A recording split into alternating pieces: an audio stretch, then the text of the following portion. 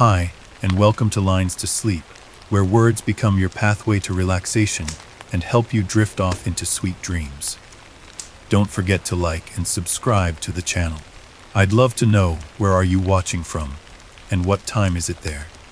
Find your comfort, let go of the day, and let's begin this journey together now. I still remember the day we arrived at Hollow Manor, as if it were etched into my mind in permanent ink.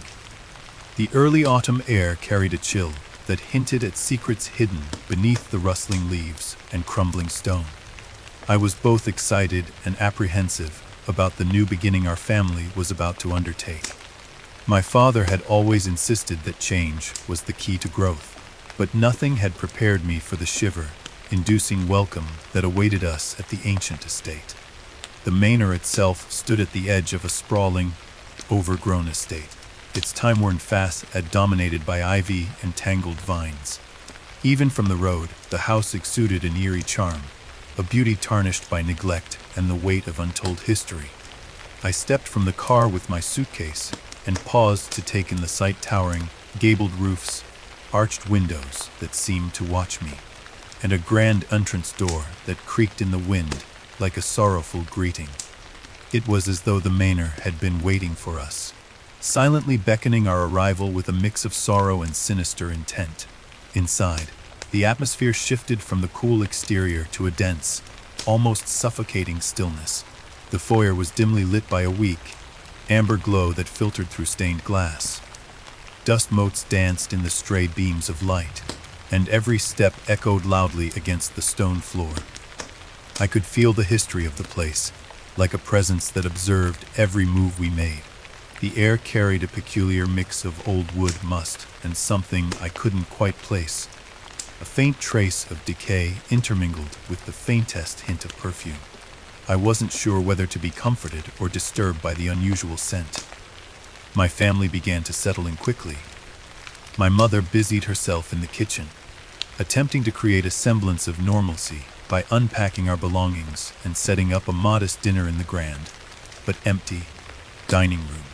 My father wandered through the corridors with a determined air, as if he already sensed that the house harbored secrets waiting to be discovered. My younger sister, Elisa, clung to me as we explored our new rooms, her wide eyes reflecting both wonder and a budding anxiety that I couldn't fully understand. It wasn't long before I encountered the first inexplicable occurrence. Later that evening, after we had all eaten and the heavy meal was followed by a quiet lull, I found myself alone in one of the long, narrow hallways. The silence was oppressive, and the only sound was the soft creaking of the old wood beneath my feet. As I passed a large, ornate mirror hung crookedly on the wall, a sudden chill ran down my spine. I paused, straining to catch any sign of movement in the reflection. For a fleeting moment, I thought I saw a shape, a vague, shadowy figure standing behind me. But when I spun around, the hallway remained empty, save for the faint outline of the furniture. Still unsettled, I resumed my walk back to my room, only to be halted by a barely audible whisper. I couldn't be sure if it was merely the wind sneaking through the cracks in the old windows, or something more deliberate. The whisper was so soft that I almost convinced myself I had imagined it. Yet as I neared the staircase, the sound returned, a disembodied voice uttering words I could not decipher. It was as if the manor itself was speaking to me, sharing secrets that lay hidden in its ancient bones. My heart pounded in my ears as I quickened my pace, not daring to look back.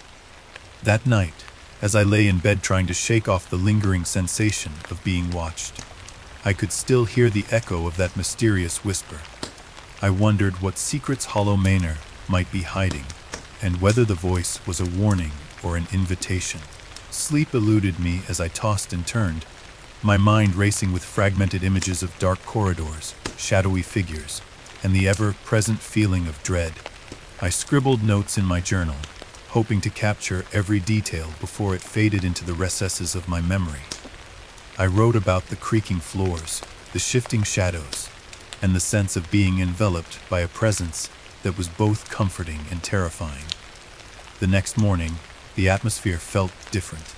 The oppressive gloom of the previous night had lifted ever so slightly, replaced by a tentative optimism. I joined my family at breakfast in a sunlit room that overlooked a neglected garden. The light filtered through cracked windows, illuminating the intricate patterns of dust that had settled over the years. Yet, even as the day began, I couldn't shake the feeling that something was off. It was as if the manor had a life of its own, pulsating, hidden energy that lay just beneath the surface of everyday life. I decided to explore further, determined to unravel the mystery that tugged at my thoughts.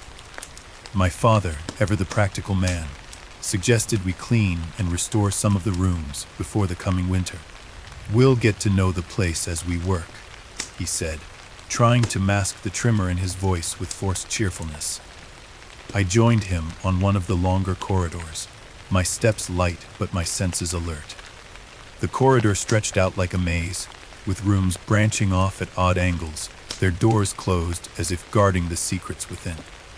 As we moved deeper into the heart of the manor, the temperature seemed to drop noticeably.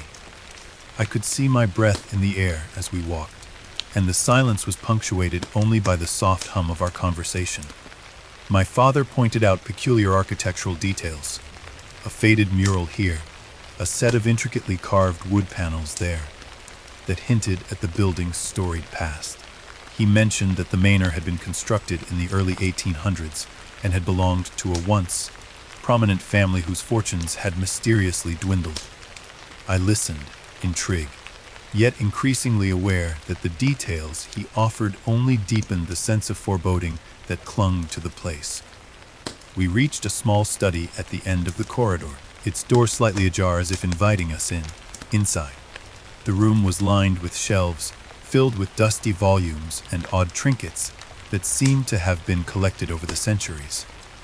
I felt drawn to a large desk in the center of the room, its surface scarred by time and use. As I ran my fingers over the worn wood, a sense of connection surged through me, a feeling that this desk had witnessed many secrets, whispered confidences, and perhaps even desperate pleas for salvation. It was then that I heard it again, that soft, sibilant whisper that seemed to emanate from the very walls around me. My heart hammered in my chest as I strained to make out the words. They were not distinct, more like a murmur that barely brushed against the edge of perception. I leaned in closer, half expecting to see someone standing behind the bookshelf, but found nothing more than dusty volumes and silent artifacts. The whisper faded as quickly as it had come, leaving me with more questions than answers. I closed my eyes, willing myself to believe it was simply a trick of my imagination, byproduct of the manor's eerie ambience and the isolation of being in a place so saturated with history. Later that afternoon, I took some time alone in the library, a vast room filled with rows upon rows of books, whose spines bore titles in languages I scarcely recognized. The library was my refuge in the chaos of change, and I hoped that in its quiet corners, I might find clues to the manor's past. I spent hours poring over old records and diaries that belonged to previous inhabitants.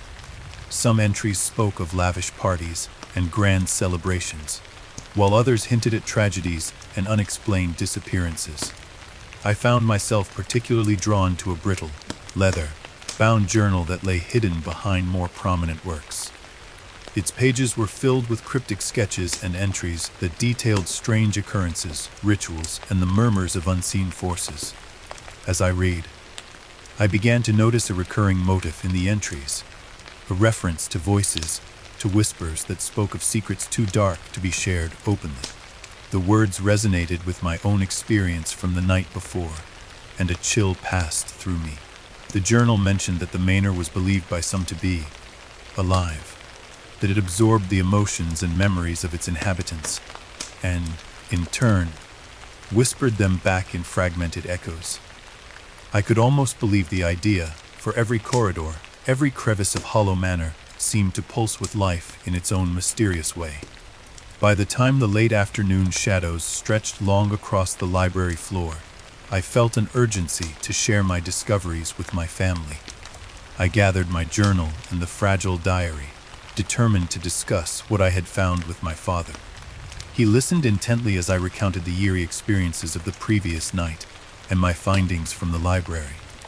His face grew somber, and for a moment, I glimpsed a flicker of concern in his eyes that he quickly masked with a half smile.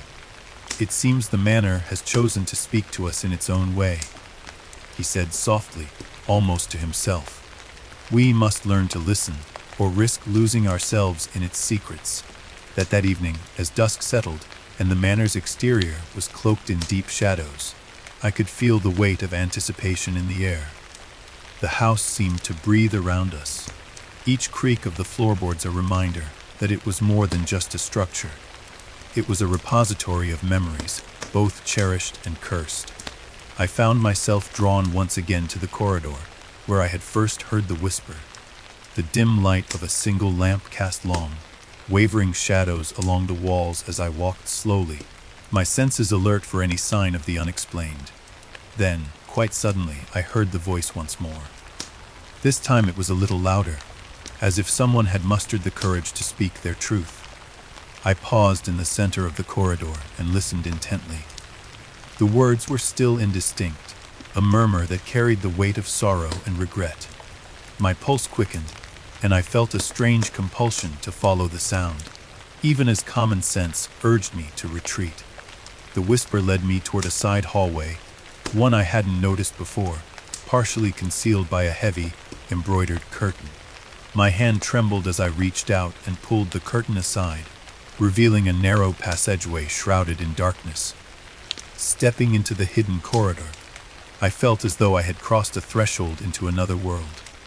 The air was colder here, and the silence was profound, broken only by the faint rustle of my own footsteps. I moved slowly, each step measured and deliberate, driven by a mix of trepidation and determination.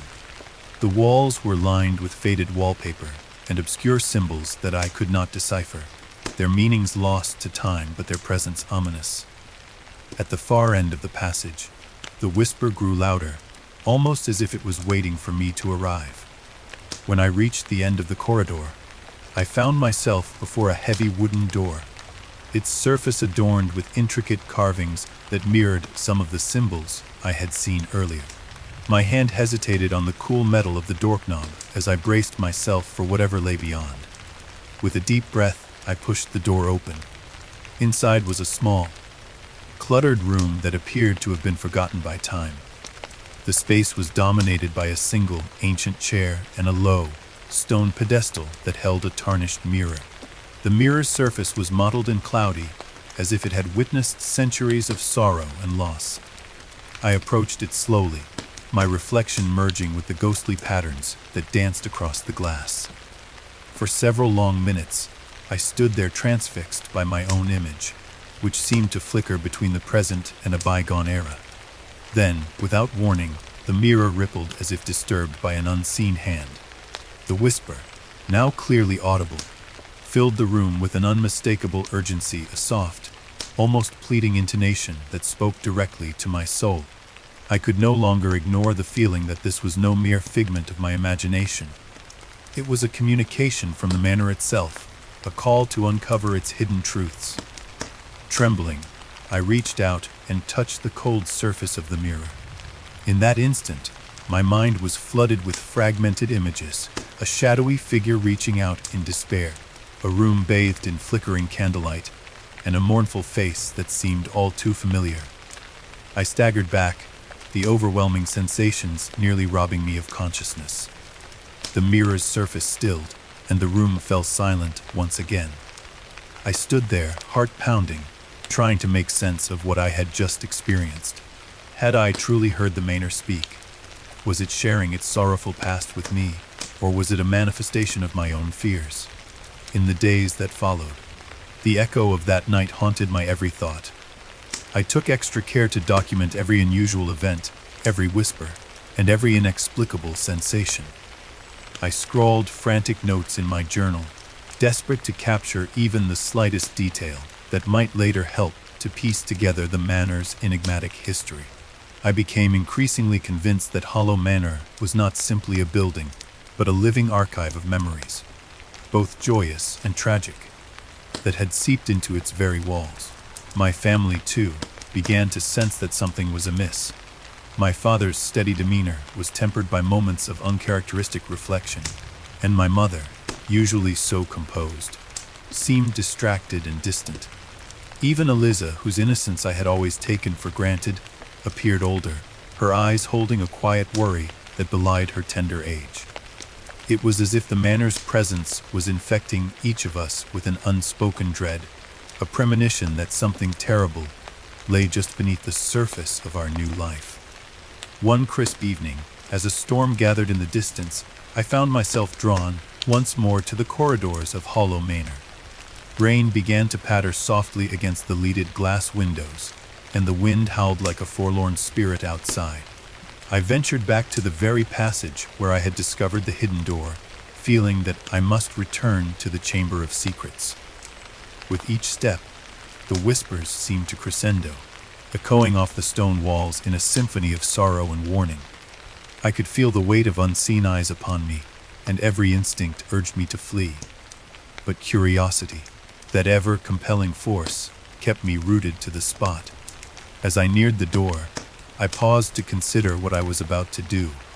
I had already glimpsed fragments of the manor's soul, and yet I craved a fuller understanding of its mysterious nature. With trembling resolve, I pushed the door open and stepped back into the hidden room. The atmosphere was charged with a palpable energy, and the mirror lay before me, silent and enigmatic. I could almost swear that the faint lines on its surface began to shift imperceptibly, as though preparing to reveal more of the manor's hidden narrative. I sat in the old chair and closed my eyes, trying to let the ambient sounds of the manor wash over me. I allowed my mind to quiet and focused on the memory of that whisper, the way it had stirred something deep within me. In that quiet moment, I realized that the manor was not simply a relic of the past. It was a living, breathing testament to secrets that had been kept hidden for far too long. There was a melancholy in its silence and a plea in its whispers, as if it yearned to be understood and released from the chains of its own history.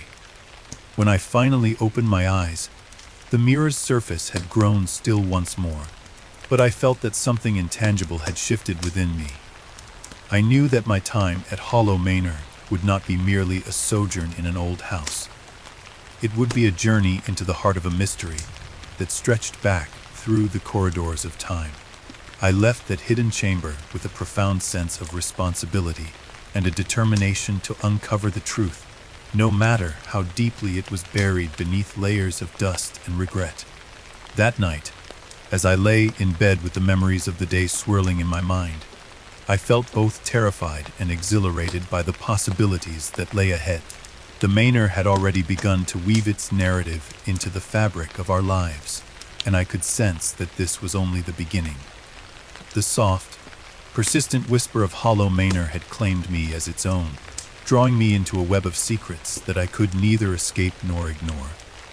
And so, with each beat of my heart, I accepted the challenge to listen, to remember, and ultimately, to reveal the dark truths hidden behind the veil of time. In the quiet hours before dawn, I resolved to return to the study the next day, to score its forgotten corners for any further clues that might illuminate the manor's tragic past.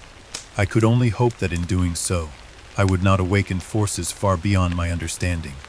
Little did I know, however, that every step I took toward understanding the manor was also a step toward confronting my own hidden fears and the secrets that lay dormant within my family's bloodline. The whispers were not merely the echoes of the past. They were an invitation to a confrontation with destiny, a fate intertwined with the legacy of Hollow Manor. Over the following weeks, I immersed myself in the manor's history, poring over diaries, letters, and accounts left behind by those who had once walked these corridors. I pieced together fragments of stories, half-truths, and legends that hinted at a time when the manor had been a place of both grandeur and unspeakable horror. Every new discovery felt like a piece of a vast, incomprehensible puzzle, and every night, as I lay in bed listening to the whispers of the walls, I felt that the manor was speaking directly to me, urging me to uncover its hidden truth. I often found myself returning to that narrow passageway, as if the mere act of standing there would somehow unlock more of the manor's enigmatic past. I spoke aloud to the unseen presence, asking questions that trembled in the silence.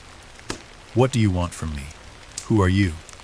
The only answer was the faintest murmur of wind, a soft reply that left me with more questions than before. Yet, in those moments, I sensed that the manor was both guardian and confessor, its secrets woven into the very fabric of its being. By now, I had come to believe that the whispers were not random, but carefully orchestrated fragments of a long, forgotten story that had been waiting patiently for someone to listen. And so, with each new day, I began to accept the idea that Hollow Manor was not merely a building, but a repository of souls, memories, and regrets that stretched far back into time. My own story, it seemed, was now irrevocably linked with its fate. As the days turned into weeks, the initial shock of the manor's uncanny welcome slowly transformed into a reluctant acceptance of its mysteries. I found solace in the quiet determination of my father, who, despite his own reservations, worked tirelessly to restore the manor to its former glory. My mother, too, clung to the hope that our new home would eventually reveal its warmth and history in gentler ways. Even Eliza, in her childlike wonder, began to treat the strange sounds and flickering shadows as part of an exciting, if slightly frightening, adventure. Now, as I sit here writing these reflections in the quiet sanctuary of my room, I realize that the journey into Hollow Manor has only just begun. Every creak of the floorboards, every rustle of the curtains in the night carries with it a story of love lost, of betrayal, and of a legacy that refuses to be forgotten. And so, with a mix of trepidation and resolve, I prepare myself for what lies ahead. The manor's whispers have claimed me as their chronicler, and I know that before long, I will have to confront not only the secrets of this haunted estate, but the darker truths hidden within my own heart. In the silent watch of midnight, when the world outside slumbers and only the restless echoes of the past remain, I find comfort in the thought that every whispered secret is a step toward understanding. Hollow Manor is not merely a relic of a bygone era.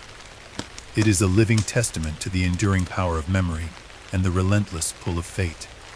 And as I prepare to turn the next page of this unfolding mystery, I can only hope that I have the strength to face whatever truths the manor will reveal. I know now that the haunted welcome was not a mere coincidence, but the opening act of a tragedy that spans generations. The manor beckons with a gentle yet insistent voice, and I, along with my family, have been drawn into its intricate web of sorrow and mystery. With every step I take in these time-worn halls, I feel both the burden of the past and the promise of a future that may yet be rewritten. There is an undeniable pull here, a gravitational force of memory and grief, urging me to listen, to observe, and ultimately to understand. As I close this chapter of my initial encounter with Hollow Manor, I know that my journey has only just begun. The whispers continue to call out in the silence of the night, and with each new day, I find myself more entwined in the enigmatic legacy of this ancient place. I am now part of its story, a story that will demand to be heard no matter the cost. I remain ever vigilant, determined to honor the voices of the past while forging a path toward a future free of the shadows that have long haunted our family. The manor has spoken, and I, in turn, have listened. And though fear may grip my heart on many a dark night, I will press forward, for I know that the truth lies just beyond the next whispered word.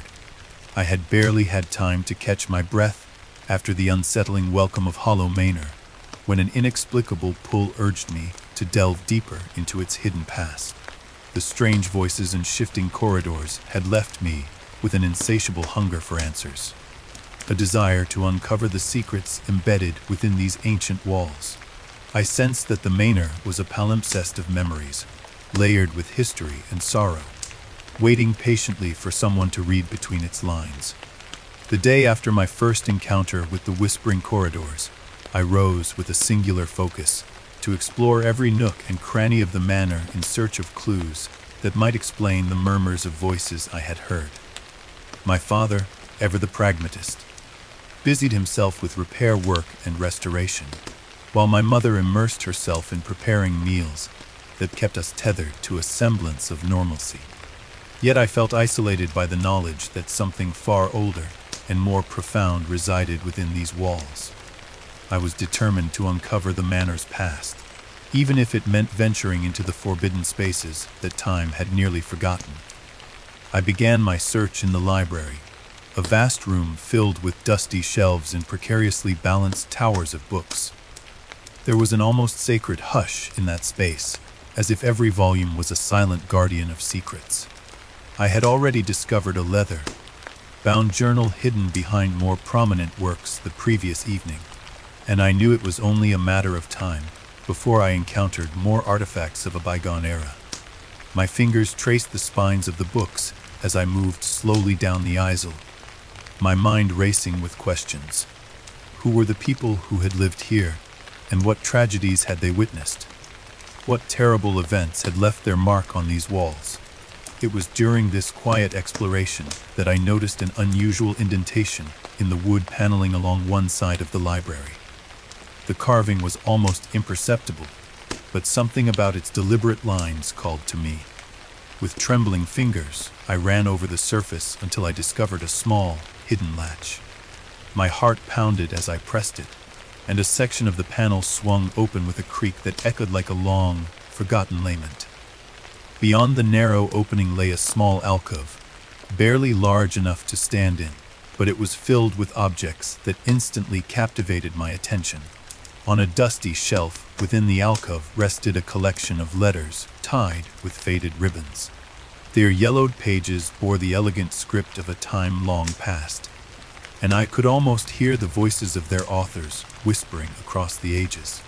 I gently unbound one of the bundles and began to read. The letters spoke of sorrow, regret, and a desperate plea for forgiveness. They detailed a secret that had been guarded by the family for generations.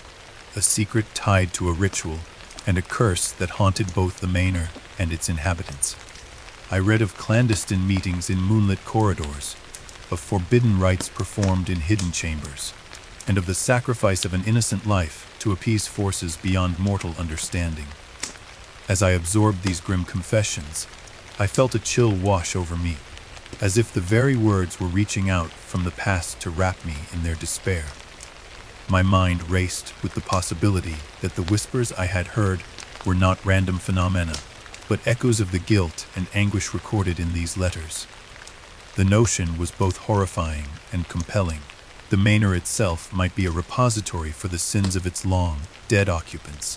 With every word I read, I became more convinced that uncovering these secrets was not only my duty, but also a dangerous path that might forever alter my destiny. After hours of poring over the letters, I carefully replaced them in their hidden niche and resolved to search further.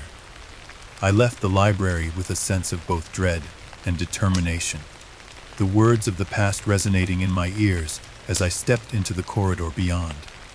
The passage outside was dimly lit by the weak afternoon sun filtering through tall, narrow windows, and the air was heavy with the musk of old stone and aged wood. I found myself drawn to a section of the wall that appeared slightly different from the rest. A patch of wall where the mortar was discolored and the stone seemed to be arranged in an unusual pattern. Examining the area more closely, I noticed that one of the stones was loose. My hands shook as I pried it away, revealing a narrow crevice behind it. In that gap, hidden from plain view, lay a small, leather-bound diary, its cover embossed with symbols that I recognized from the carvings throughout the manor. The diary exuded an aura of melancholy, and I sensed that it contained confessions of events so terrible that even the passage of time had failed to erase their impact. I took the diary back to my room, my mind swirling with anticipation and fear about what revelations it might contain. Later that evening, under the soft glow of a single lamp, I carefully opened the diary. The pages were filled with hurried script, as though the writer had been compelled to document their experiences before fate could silence them forever. The diary recounted the tale of a forbidden love, of betrayal, and of a ritual that had been conducted in a secret chamber beneath the manor. It described in vivid detail the summoning of a presence that demanded a sacrifice. The words leapt off the pages, painting a picture of despair and foreboding that was almost tangible.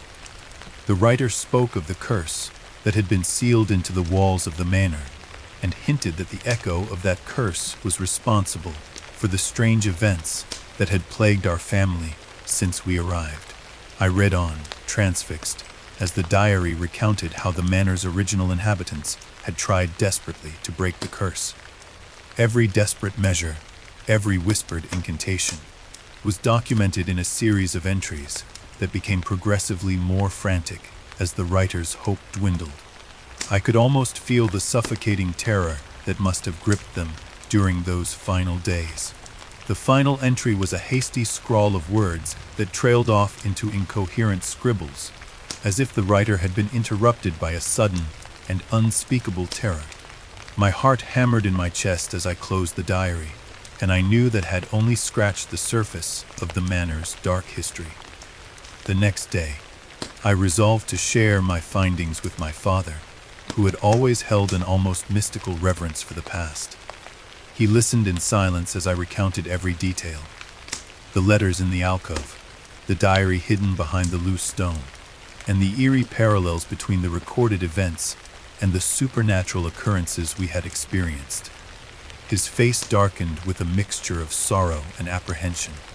"It seems," he murmured, "that the secrets of this place have been waiting for someone like you to unearth them."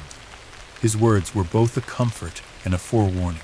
I could sense that we were now treading a dangerous path, one that might reveal truths too painful to bear. Emboldened by my father's quiet resolve, I decided that I must explore further, even if it meant venturing into parts of the manor that I had hitherto avoided. I recalled a mention in the diary of a hidden archive, a chamber concealed within the very architecture of the manor, where relics and documents of the past were stored. That very night, after the household had succumbed to the heavy silence of sleep, I crept out of my room and made my way toward the wing of the house where the original structures still lingered in their faded grandeur. The corridors here were darker, their walls draped with shadows that seemed to move with a life of their own. I moved slowly and cautiously, relying on the faint glow of my lantern to guide me. My steps echoed softly on the stone floor as I reached a corridor that ended in a heavy oak door, its surface scratched by time and adorned with intricate carvings. I paused, my heart pounding in anticipation. I recalled the diary's mention of an archive hidden behind this very door, and with a deep breath, I pushed it open. The room beyond was small and claustrophobic, filled with dusty crates and weathered boxes. Along one wall, shelves lined with brittle documents and faded maps testified to the storied past of the manor. My eyes immediately scanned the room, searching for any object that might hold a clue to the curse. I ran my hand over the surfaces of the old crates and discovered a bundle of parchment tied with a fraying string. Unrolling the delicate paper, I found a hand-drawn map of the manor, its layout annotated with cryptic symbols and notes written in a language I only partially understood. The map highlighted a series of secret corridors and chambers that had been sealed off over the years, places where the family had hidden their darkest secrets. I carefully memorized the layout, feeling that this map would be my guide in the days to come. As I pored over the map, I found another document tucked into a corner of the shelf. This one was a letter, written in a hurried scrawl that betrayed its author's mounting desperation. The letter detailed a plan to perform a ritual that would cleanse the manor of its curse, a plan that ultimately ended in disaster. The writer described the careful placement of ritual objects within the walls and spoke of incantations that were meant to appease a malevolent force. The tone of the letter was hauntingly regretful, as if the author had known that their actions would have irreversible consequences. I couldn't help but shudder at the thought that these events, recorded in such raw detail, might have been the catalyst for the haunting that now plagued us. In the quiet that followed, I sat amidst the relics of the past and allowed the enormity of what I had discovered to sink in. Each document, each faded letter, was a fragment of a puzzle that spanned centuries. The manor was not simply a building, it was a living archive of human ambition, sin, and sorrow. I felt both exhilarated and deeply unnerved by the knowledge that my own fate was intertwined with these long, forgotten secrets. I resolved then that my quest for understanding could not stop at mere documents. I had to follow the physical trail left behind by the mansion's earliest inhabitants. Armed with the map and the letter as my guides, I began a series of careful explorations through the lesser-known corridors of Hollow Manor. I revisited rooms that I had passed by without much thought before, now scrutinizing every crevice for hidden compartments or subtle irregularities in the architecture. In one such room, behind a massive, dust-covered tapestry, I discovered a narrow door leading to a cramped passageway. The walls of the passage were lined with faded murals depicting strange figures and enigmatic symbols. The imagery was both beautiful and horrifying, as if the painter had sought to capture the very essence of the manor's dark soul. I pressed on, the narrow passage leading me to a circular chamber with a domed ceiling. At the center of the room stood an ornate pedestal, upon which rested a single, ancient key. The key was fashioned from tarnished metal, its bow intricately decorated with patterns that echoed the symbols I had seen throughout the manor. I felt an almost magnetic attraction to it, as though it were the physical embodiment of the secrets I sought. Clutching the key in my hand, I sensed that it was meant to unlock yet another mystery, a door, a chest, or perhaps even the manor itself. I tucked it away carefully, knowing that it would play an important role in the unraveling of this web of mystery. My journey through these hidden spaces led me to a final discovery that would forever alter my understanding of Hollow Manor. In the farthest recess of the archive, behind a row of neglected crates, I found a small iron-bound chest. The chest was locked, its surface etched with the same archaic symbols that had appeared in the diary and on the key. My pulse quickened as I realized that this chest might contain the culmination of the secrets that had haunted the manor for generations. With trembling fingers, I retrieved the ancient key from my pocket and inserted it into the lock. There was a long, resonant click, and I slowly lifted the lid. Inside the chest lay a collection of items that seemed to belong to a world both mysterious and foreboding. There was a faded portrait of a somber figure in period dress, a bundle of letters sealed with wax, and an intricately carved medallion that glinted faintly in the dim light. Each object felt imbued with the weight of history and sorrow.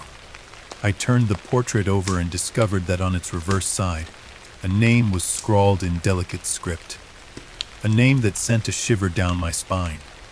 It was the name of one of the manor's original inhabitants, a person whose fate had been irrevocably linked to the terrible events described in the diary and letters. I spent the rest of that long, sleepless night studying each artifact in turn, piecing together fragments of a narrative that spanned generations. The letters detailed alliances and betrayals, love and loss, all interwoven with the dark ritual that had set a curse upon the manor. It was clear that the medallion had been a token of power, passed down through the family as both a blessing and a burden.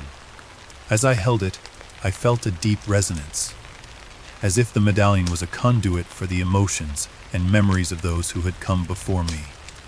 I vowed that I would uncover the full significance of this symbol, no matter how perilous the journey might be. In the days that followed, I carried the weight of my discoveries with me. Every step I took through Hollow Manor was now imbued with a deeper sense of purpose. I meticulously documented each new clue in my journal. The secret alcoves, the hidden doors, the mysterious objects unearthed from the past. I felt an overwhelming responsibility, as if the ghosts of those who had suffered within these walls were relying on me to give voice to their silent stories. At the same time, I could sense a growing tension within our family. My father's quiet concern deepened, and my mother's smiles were increasingly laced with worry. Even Eliza, whose innocence had once seemed impenetrable, appeared troubled by shadows that lurked beyond her understanding. Late one afternoon, as rain battered the windows and the manor shuddered under the weight of a storm, I found myself drawn once more to the narrow passageway behind the tapestry. I had come to believe that the key to unraveling the manor's dark legacy lay not only in the written word, but also in the very stones and mortar of the building. With the map clutched in one hand and the medallion in the other, I carefully retraced my steps through the winding corridors until I reached a door I had not yet explored. A heavy, reinforced door concealed behind an ancient armoire in a forgotten wing of the manor. The door was different from the others I had encountered. Its surface was smooth and cold, almost metallic in its construction, and it bore an inscription in an archaic script that I could barely decipher. My heart pounded as I used the medallion as a kind of talisman, pressing it against the door in the exact spot indicated by the inscription. For a long, breathless moment, nothing happened. Then, with a grinding sound that reverberated through the silent corridor, the door slowly swung open to reveal a narrow, spiraling staircase descending into darkness. I hesitated only for a moment before stepping into the abyss, compelled by a force I could neither name nor resist. The stairs seemed to descend forever, each step taking me deeper into a realm untouched by time. The air grew colder and damper as I progressed, and the only sound was the echo of my own footsteps on ancient stone.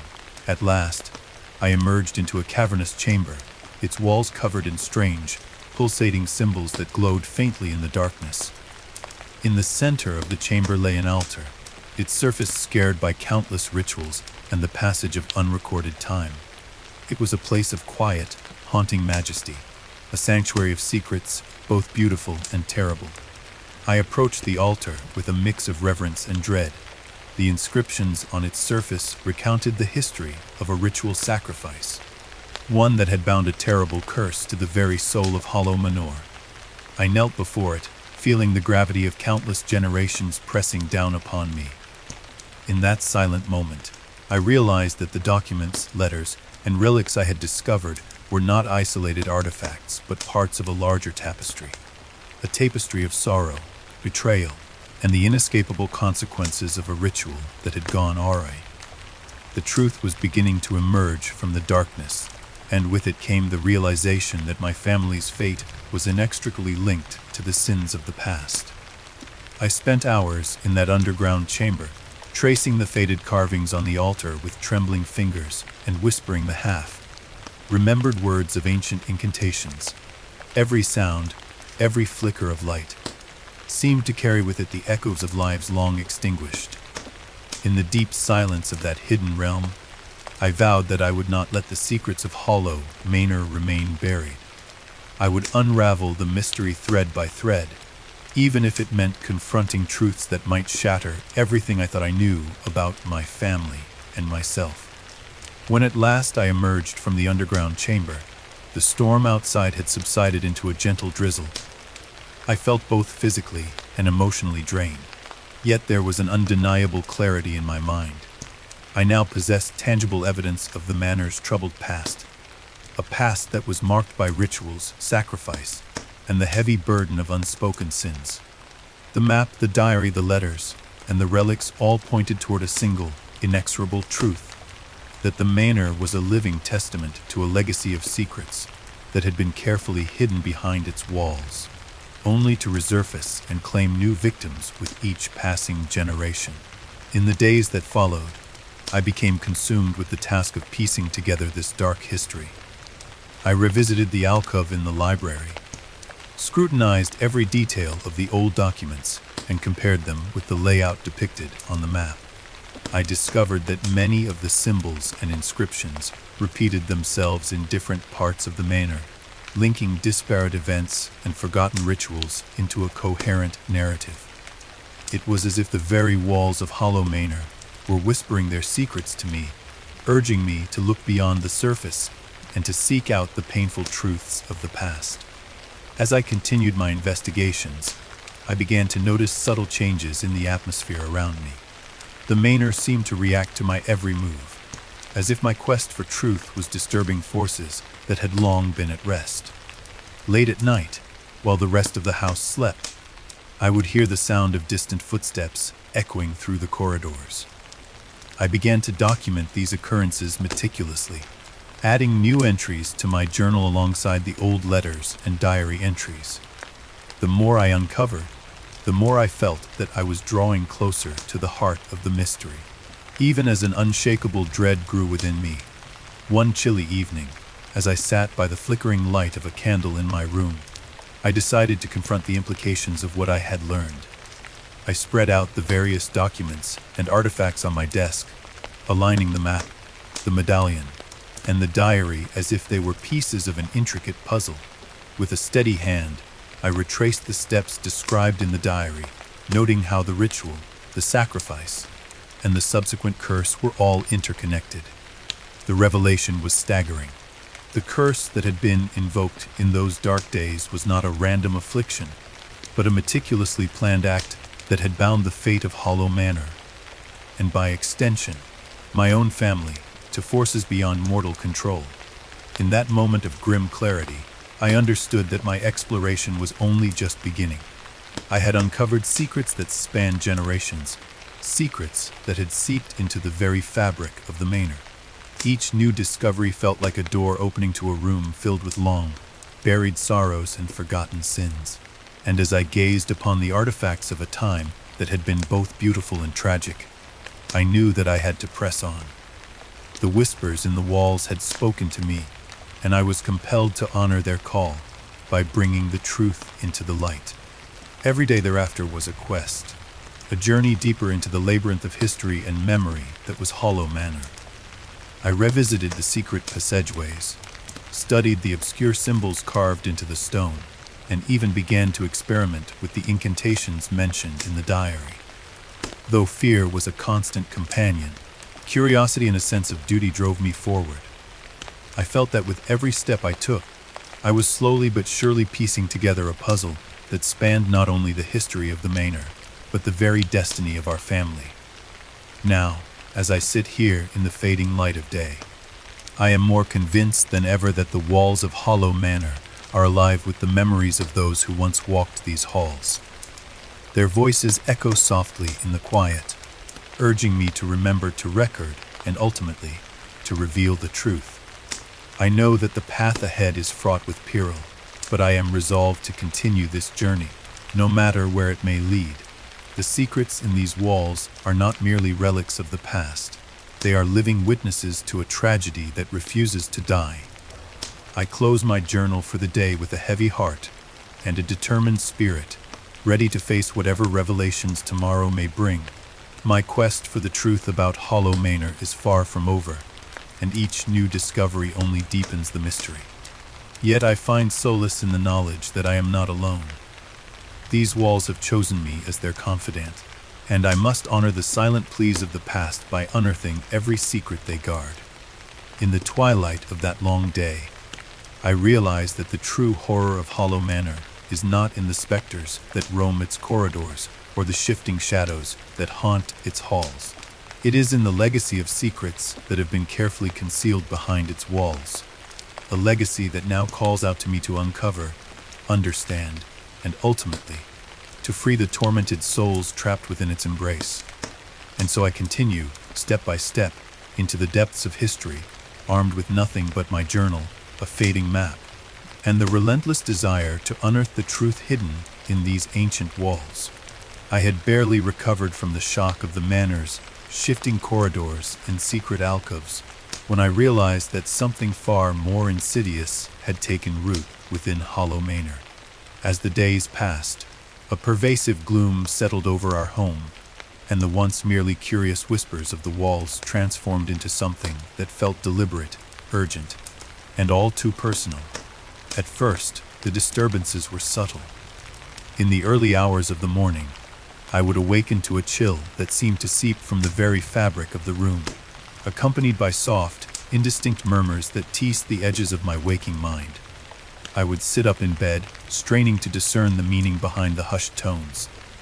The voices, I was sure, had once belonged to those whose secrets I had begun to piece together in my earlier investigations. Yet now, they seemed to pulse with an immediacy that unsettled me. It was as if the Manor was not content to remain silent any longer and was determined to announce its presence in our daily lives. One misty morning, as I sat at the breakfast table with my family, I noticed that the atmosphere was thick with tension.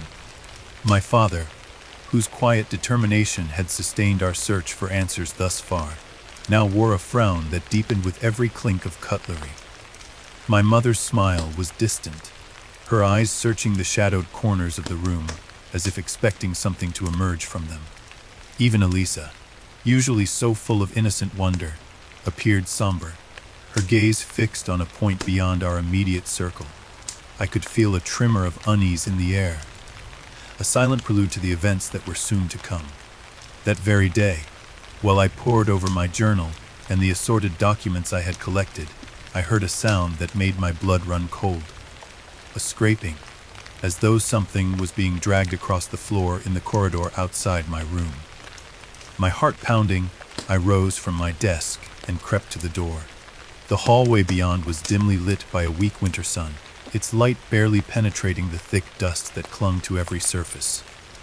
I strained my ears, trying to determine whether the noise had come from behind closed doors or from the recesses of the mansion itself.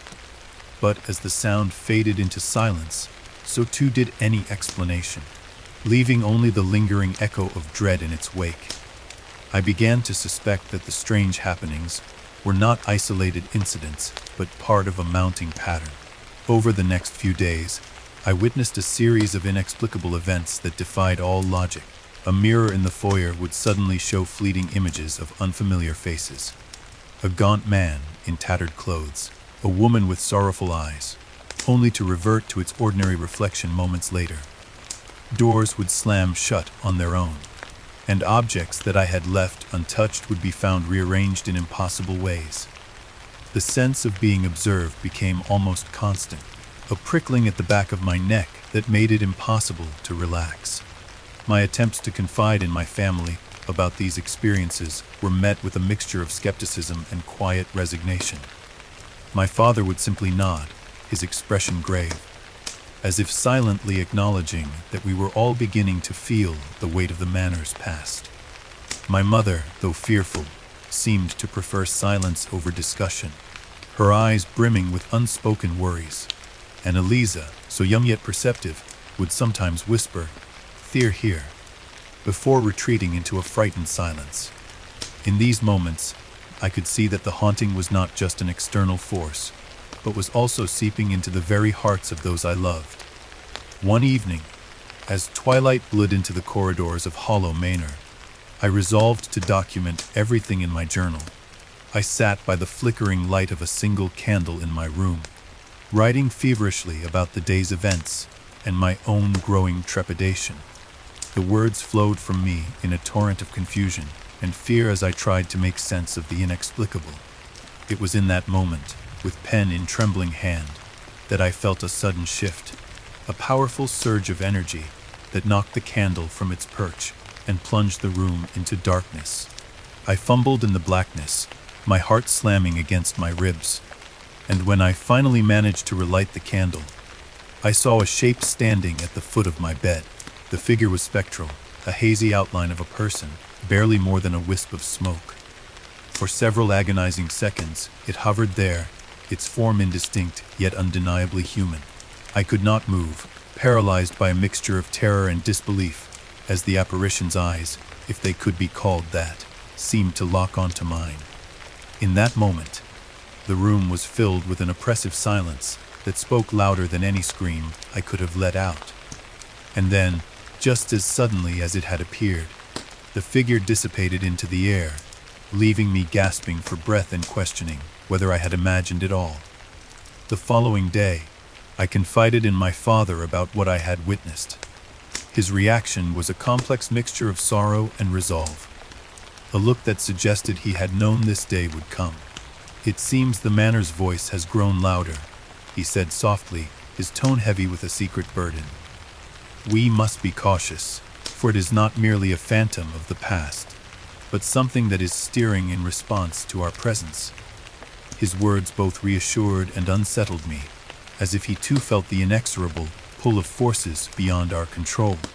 As the haunting became more pronounced, the manor itself seemed to come alive in ways that defied explanation. Shadows lengthened and twisted in the corners of our vision, forming shapes that vanished when looked at directly. At night, I began to hear distinct voices calling out my name from the empty halls, each whisper laced with both longing and malice. I started to notice that these voices were not random echoes, but seemed to articulate personal secrets, details about my past, my fears, and even my most private thoughts. It was as though the manor was prying into the innermost recesses of my mind, revealing truths I had long buried. One particularly harrowing night, as a storm raged outside and the wind howled like a chorus of lost souls, I found myself alone in the great hall. The room, once a symbol of the manor's faded grandeur, was now shrouded in darkness save for the sporadic lightning that illuminated its vast expanse. I had retreated here to seek solace, and perhaps to confront the overwhelming sensations that had become almost unbearable. As I stood amidst the flickering light, I sensed a presence drawing near, a force that seemed to coalesce at the center of the hall. I turned slowly, my eyes scanning the room, and there, bathed in the intermittent glow of lightning, I saw them. Figures emerged from the shadows, translucent, shifting apparitions that moved with an eerie grace. They were not merely random specters, but distinct images of people I had never met, each bearing an expression of profound sorrow and regret. I recognized in their faces the echoes of lives marred by tragedy and secrets too painful to utter. For a moment, I felt a kinship with these forlorn souls, as if they were the living remnants of the manor's haunted past, doomed to wander its halls for eternity. And then, as quickly as they had appeared, the figures vanished into the darkness, leaving behind a silence that was both deafening and absolute. In the days that followed, the intensity of the hauntings only increased. I began to experience vivid dreams that bled into my waking life, nightmares in which I was pursued through endless corridors by unseen terrors, and moments when the voices would crescendo into a chorus of accusations. The boundaries between dream and reality blurred, and I found myself questioning whether the horrors I faced at night were manifestations of my own fears, or if they were orchestrated by the manor itself. Each morning, I awoke drenched in sweat, the remnants of my nightmares clinging to me like a shroud. My family's reactions grew increasingly strained. My father, whose stoicism had once been a source of strength, now appeared burdened by guilt and sorrow, as if he carried a secret that he could no longer keep hidden. My mother's once gentle smile was replaced by a tight, lipped expression of constant worry, and even Eliza, the youngest among us, had taken to sleeping with a small, hand-carved talisman that I later discovered had belonged to one of the manor's previous inhabitants. The atmosphere in our home was one of quiet desperation, punctuated by the ever-present sense that something malevolent was closing in around us. One evening, as dusk gave way to a starless night, I found myself unable to sleep. The oppressive silence of the manor seemed to press against my ears, and I could feel the weight of countless unseen eyes upon me. Determined to confront the source of the disturbances, I armed myself with nothing more than a lantern and my journal, and I ventured into the depths of the manor. I walked slowly through corridors that twisted like the coils of a serpent, each step echoing off the cold stone floors. The further I went, the more palpable the presence became, as if the very walls were charged with an electric tension that foretold impending doom. In one narrow corridor, I paused as I heard a faint sound, a gentle, almost sorrowful weeping that seemed to come from behind a heavy, carved door. I hesitated, my heart pounding in my ears, before summoning the courage to push the door open. What I saw inside made my blood run cold. The room was shrouded in darkness except for a single shaft of moonlight that illuminated an antique mirror hanging crookedly on the wall. As I approached, I noticed that the mirror's surface was not a mere reflection, but rather a swirling tapestry of shapes and faces that appeared to shift and change with every passing moment. And then I heard it, a whisper that was unmistakably my own voice, yet laden with an emotion I did not recognize: a despair, regret, and an overwhelming sorrow that seemed to speak of lives lost long ago. Transfixed by the mirror's haunting display, I reached out a trembling hand to touch its surface. The moment my fingertips made contact, the air around me shuddered as if a great force had been released. The mirror rippled like water disturbed by a stone, and I saw, reflected in its depths, not only my own terrified face but also a montage of memories, a montage of moments that I had long suppressed. Faces of strangers, images of rituals performed in the secrecy of the night, and fragments of conversations long faded into history flashed before my eyes. In that instant, I felt as though I were being pulled into a vortex of collective memory, a torrent of sorrow and unfulfilled longing that threatened to overwhelm me entirely. I staggered back from the mirror, gasping for breath, my mind reeling from the intensity of what I had experienced. In that moment, it became clear that the manor was not simply haunted by the specters of its past. It was actively drawing forth the suppressed secrets of those who now dwelled within its walls. The realization that our personal histories were intertwined with the curse that had befallen Hollow Manor filled me with a dread that was almost unbearable. I knew then that the hauntings were not random poltergeist activity, but a deliberate, malevolent force intent on exposing the darkest corners of our souls. The following morning, I recounted my ordeal to my father, who listened with a solemn expression. "The manor knows your heart," he said quietly. "It reveals what you try to hide, and it uses your own memories against you." His words, though meant to be comforting, only deepened my sense of isolation and fear. I began to understand that the hauntings were a mirror not only to the past, but also to our own inner demons, and that our struggle was as much with ourselves as it was with the malevolent spirit of the manor. In the weeks that followed, the intensity of the supernatural occurrences escalated to an almost unbearable level. I found myself drawn into an unending cycle of spectral encounters, each more harrowing than the last. At night, the voices grew louder and more insistent, whispering secrets that only I could hear, secrets that cast a sinister light on every member of our family. It became clear that the manor was orchestrating a grand reckoning, one that would force us to confront the truths we had long buried. I started to record these events meticulously in my journal, noting every detail from the faintest whisper to the most vivid apparition, determined that nothing would be lost to the darkness. One particularly stormy night, when the wind battered the eaves and the rain lashed against the windows, the manor revealed its full fury. I awoke to the sound of shattering glass and the distant echo of anguished cries. Heart pounding, I rushed from my room, lantern in hand, to investigate. In the corridor outside, the air vibrated with an otherworldly energy, and the walls seemed to pulse with life. I felt compelled to follow the source of the disturbance, even as every instinct screamed for me to flee. My feet carried me down a long hallway until I reached the grand staircase, a vast, sweeping expanse that normally exuded elegance but now loomed like the entrance to a tomb. As I ascended the stairs, the voices grew so loud that they drowned out all other sound. They chanted in unison, a litany of sorrow and accusation that reverberated through the mansion. At the top of the stairs, I encountered a sight that would haunt me forever. A spectral figure, more defined and terrifying than any I had seen before, stood in the center of the landing. Its eyes glowed with a mournful intensity, and its outstretched hand beckoned me closer. For a heartbeat, I was frozen in place, caught between the impulse to run and the compulsion to understand. The figure's silent presence spoke volumes. It was as if it carried the weight of every unspoken tragedy that had ever occurred within these walls. Summoning every ounce of courage, I stepped forward, my hand trembling as I reached out toward the apparition. In that moment, the figure's form shimmered, and a voice, clear and sonorous, filled the air. "You have come far," it intoned, its words echoing with the sorrow of centuries.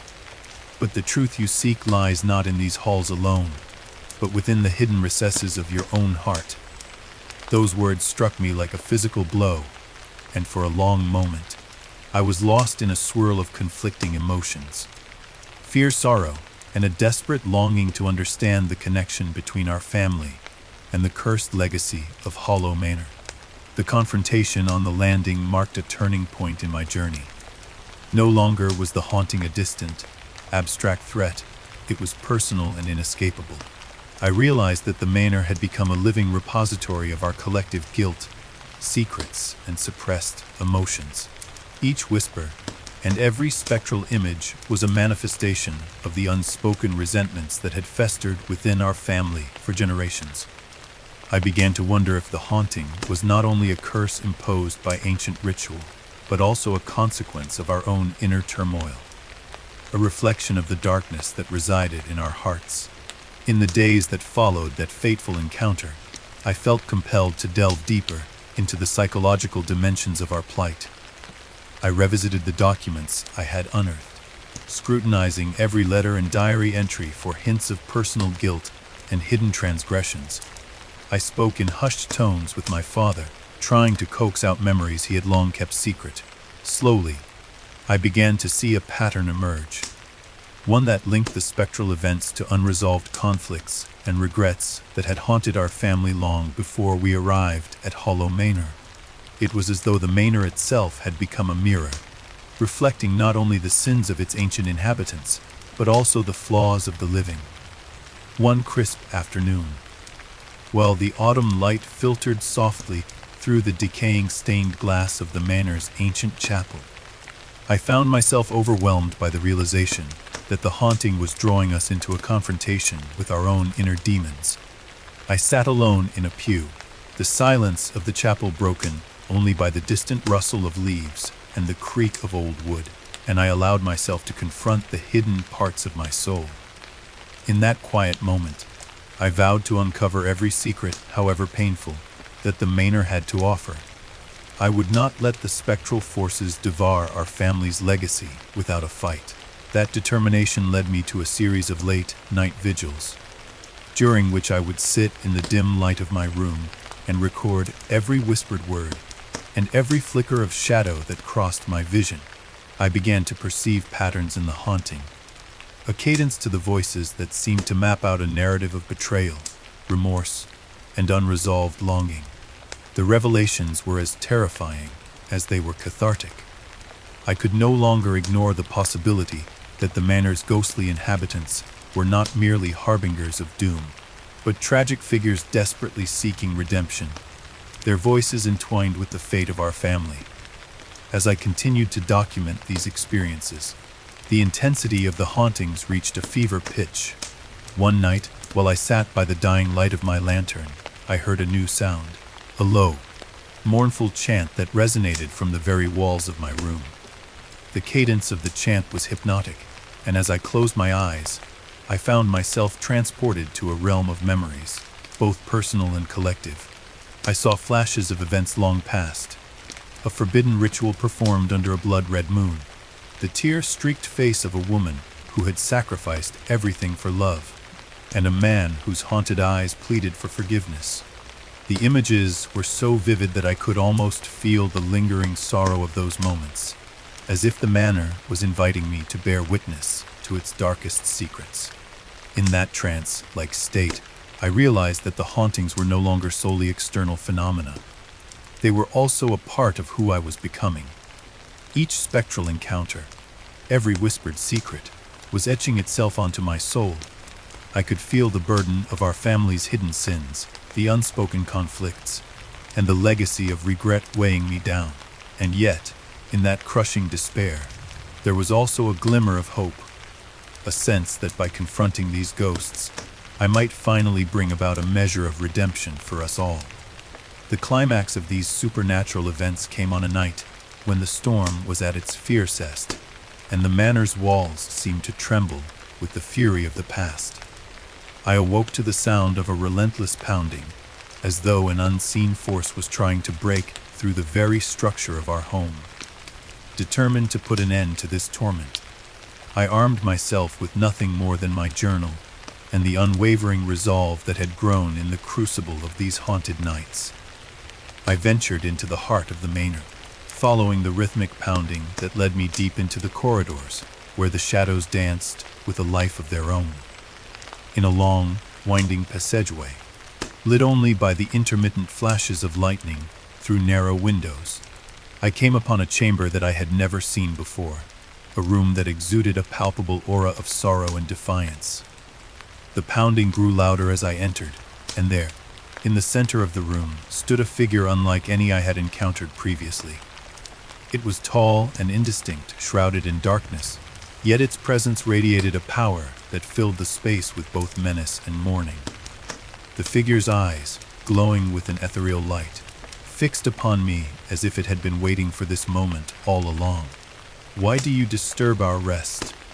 The figure intoned in a voice that echoed with the resonance of countless souls. The question was not meant as an accusation but as a plea, desperate cry for understanding. I felt my own defenses crumble under the weight of its sorrowful gaze, and for the first time, I sensed that this confrontation was not a battle to be won, but an opportunity for truth to be revealed. In that charged silence, I spoke of our family's search for answers, of our attempts to understand the legacy of the curse, and of the unyielding fear that gripped us all. The figure listened, its form wavering like a reflection in disturbed water, and then, with a motion that seemed to transcend time, it extended its hand. In that moment, the truth emerged like a sudden dawn. I realized that the haunting, with all its terror and mystery, was a mirror of the hidden resentments and buried secrets within my own heart, a dark legacy that our family had long tried to escape. The figure's outstretched hand was both an invitation and a warning. To confront our past was to face the very essence of our being, the sins we had inherited and the burdens we had chosen to carry. As I reached out tentatively, the figure's hand brushed mine, and in that fleeting touch, a torrent of memories and emotions surged into me, a mosaic of guilt, love, sorrow, and an almost unbearable longing for absolution. I staggered back, overwhelmed by the flood of revelations. The figure receded into the shadows, leaving me alone in the silence of that accursed chamber, my heart pounding with a mixture of dread and a newfound understanding. I knew then that the haunting was not an external force to be vanquished by mere willpower. It was a part of our legacy, a mirror reflecting the dark truths that had shaped our family for generations. I also knew that to break the cycle, we would have to confront not only the specters of Hollow Manor, but the inner demons that had long festered within our souls. In the days that followed that revelatory encounter, the manor's presence took on an even more personal tone. I noticed that the whispered secrets were no longer generic fragments of the past, but were tailored to my own hidden fears and regrets. Every corner of the house seemed to echo with personal confessions, a voice revealing long, buried sorrows, a shadow that reenacted moments of betrayal and loss. I began to record these moments with a meticulous fervor, determined to piece together the connection between our family's inner turmoil and the curse that had enveloped Hollow Manor. As the haunting reached its zenith, I found myself at a crossroads. The intensity of the supernatural onslaught forced me to ask, could we ever hope to exorcise the darkness that dwelled within us? Or were we doomed to live under the oppressive legacy of secrets and regret that the manor had so relentlessly dredged up?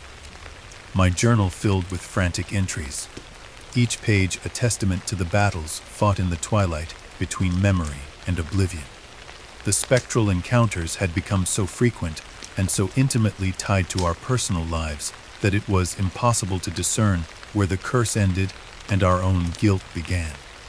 Yet in that struggle, I also sensed a possibility, a chance to reclaim a measure of our humanity, even if only by confronting the shadows head-on.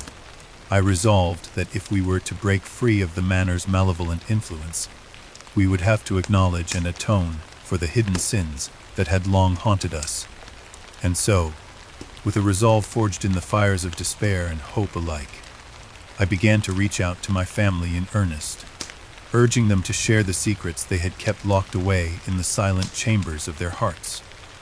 One by one, my father, my mother, and even young Eliza started to reveal fragments of their past. The quiet betrayals, the unspoken grievances, the moments of shame that had shaped their lives. It was a painful process, one that left us raw and exposed. Yet it was also cathartic. The manor's spectral influence, which had fed on our silence, began to wane as we embraced the difficult truth that our personal ghosts were intertwined with its haunting presence. That stormy night, when the pounding in the corridors reached a fevered pitch, became the crucible in which our family was remade. We gathered in the grand hall, the flickering light of candles casting trembling shadows upon our faces, and we spoke honestly of the secrets that had divided us. As our voices merged in a chorus of confession and sorrow, the oppressive force that had gripped the manor seemed to falter, as if weakened by the light of our shared truth. Even now, as I recount these events, I am struck by the realization that the haunting of Hollow Manor was never just about spectral apparitions or mysterious voices. It was, above all, about the struggle to come to terms with the darkness that resides within each of us. The hidden resentments, the unspoken regrets, the legacy of pain that we carry like an invisible burden. In facing these truths, we began the slow and painful process of healing, of unburdening ourselves from the curse that had been passed down through the generations. Though the presence in the manor has not vanished entirely, I sense that its power is waning as our family takes responsibility for our own histories. The hauntings, once a relentless torrent of fear and despair, have softened into murmurs, reminders of a past that we no longer allow to define us. And yet, every so often, when the wind howls through the corridors at night, or a shadow dances in the flickering candlelight, I feel that the manor is still watching, still waiting for us to remember that the past, no matter how deeply buried, is never truly gone. Now, as I pen these final words by the light of a waning moon, I know that the true battle has only just begun. The haunting may have receded for now, but the legacy of Hollow Manor, and the darkness that it mirrors within us, remains an ever-present challenge. I remain vigilant, determined to keep a record of every whisper and every shadow, so that when the time comes to face the final reckoning, we will have the strength of truth on our side. I am left with the bittersweet knowledge that the journey we have embarked upon is as much about discovering who we are as it is about understanding the manor's tragic past. In every spectral encounter and every whispered confession, I see the reflection of our own frailties, and in that reflection, there is both terror and the possibility of redemption. I vow to continue this quest, not only for the sake of unraveling the curse that has haunted us, but also for the hope that by embracing our own darkness, we might finally step into the light. I first sensed that Hollow Manor was more than a repository of memories when I noticed how its architecture seemed to breathe with a life of its own. In the weeks following the revelations of spectral confessions and ghostly confrontations, I became increasingly aware that every carved cornice, every faded mural, and every secret passageway was a silent storyteller. The manor's walls held secrets that went far beyond the diaries and letters I had discovered. They spoke of a design so intricate, it was as if the building itself were a living archive of ancient rites and forbidden pacts. With a mix of trepidation and determination, I resolved that I must explore these architectural enigmas if I were to truly understand the curse that bound our family to this place. Late one rainy afternoon, when the heavy drumming of the storm outside merged with the creaks and groans of the ancient house, I took up my camera and notebook and began a systematic study of the manor's interior. I started in the grand foyer, a vast hall dominated by a soaring ceiling, its plasterwork now chipped and weathered. As I traced my fingers over the intricate designs carved into the cornice, I realized that these patterns were not mere ornamentation. They were symbols, archaic sigils that resonated with the same eerie energy as the spectral whispers I had come to know so well. I carefully sketched each design, comparing them with the faded illustrations in the leather-bound journal I had found hidden behind the library shelf.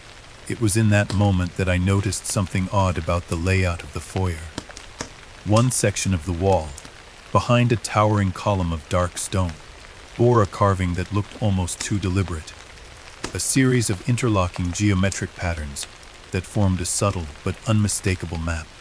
My heart pounded as I realized that this might be a clue to secret corridors and hidden rooms unknown to even those who had once lived here. I pressed my hand against the cool stone, half expecting it to shift or reveal a passage, but it remained immovable. Yet the impression it left on my mind was indelible. The Manor was urging me to look deeper. Over the next few days, I retraced my steps throughout the estate, venturing into rooms I had previously considered merely decorative. In the dining hall, where long tables once hosted lavish feasts, I discovered a series of bas-reliefs carved into the wainscoting. The reliefs depicted scenes of ancient ritual, a procession of hooded figures carrying torches, a sacrificial altar surrounded by anguished faces, and cryptic symbols that matched those I had seen elsewhere in the Manor. Each carving seemed to pulsate with a silent intensity, as if the stone itself remembered the blood and sorrow that had once been spilled in its honor. I could not help but shudder at the realization that every decorative element might be a part of a grander, more sinister narrative. Nightfall brought with it both terror and revelation.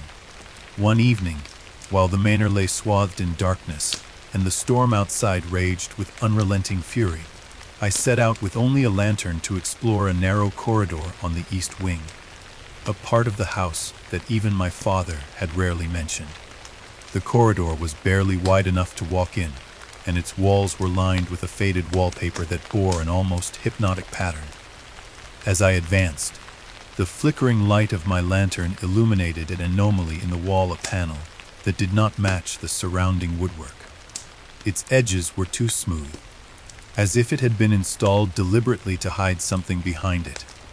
I hesitated, my breath coming in short gasps as I reached out to touch the panel. It felt cool and unyielding beneath my fingertips, and as I pushed gently, it swung open with a soft, eerie creak. Behind it lay a narrow passageway, the air inside thick with the scent of damp earth and aged stone. My heart hammered in my chest as I stepped into the darkness, each footfall echoing like a whispered secret.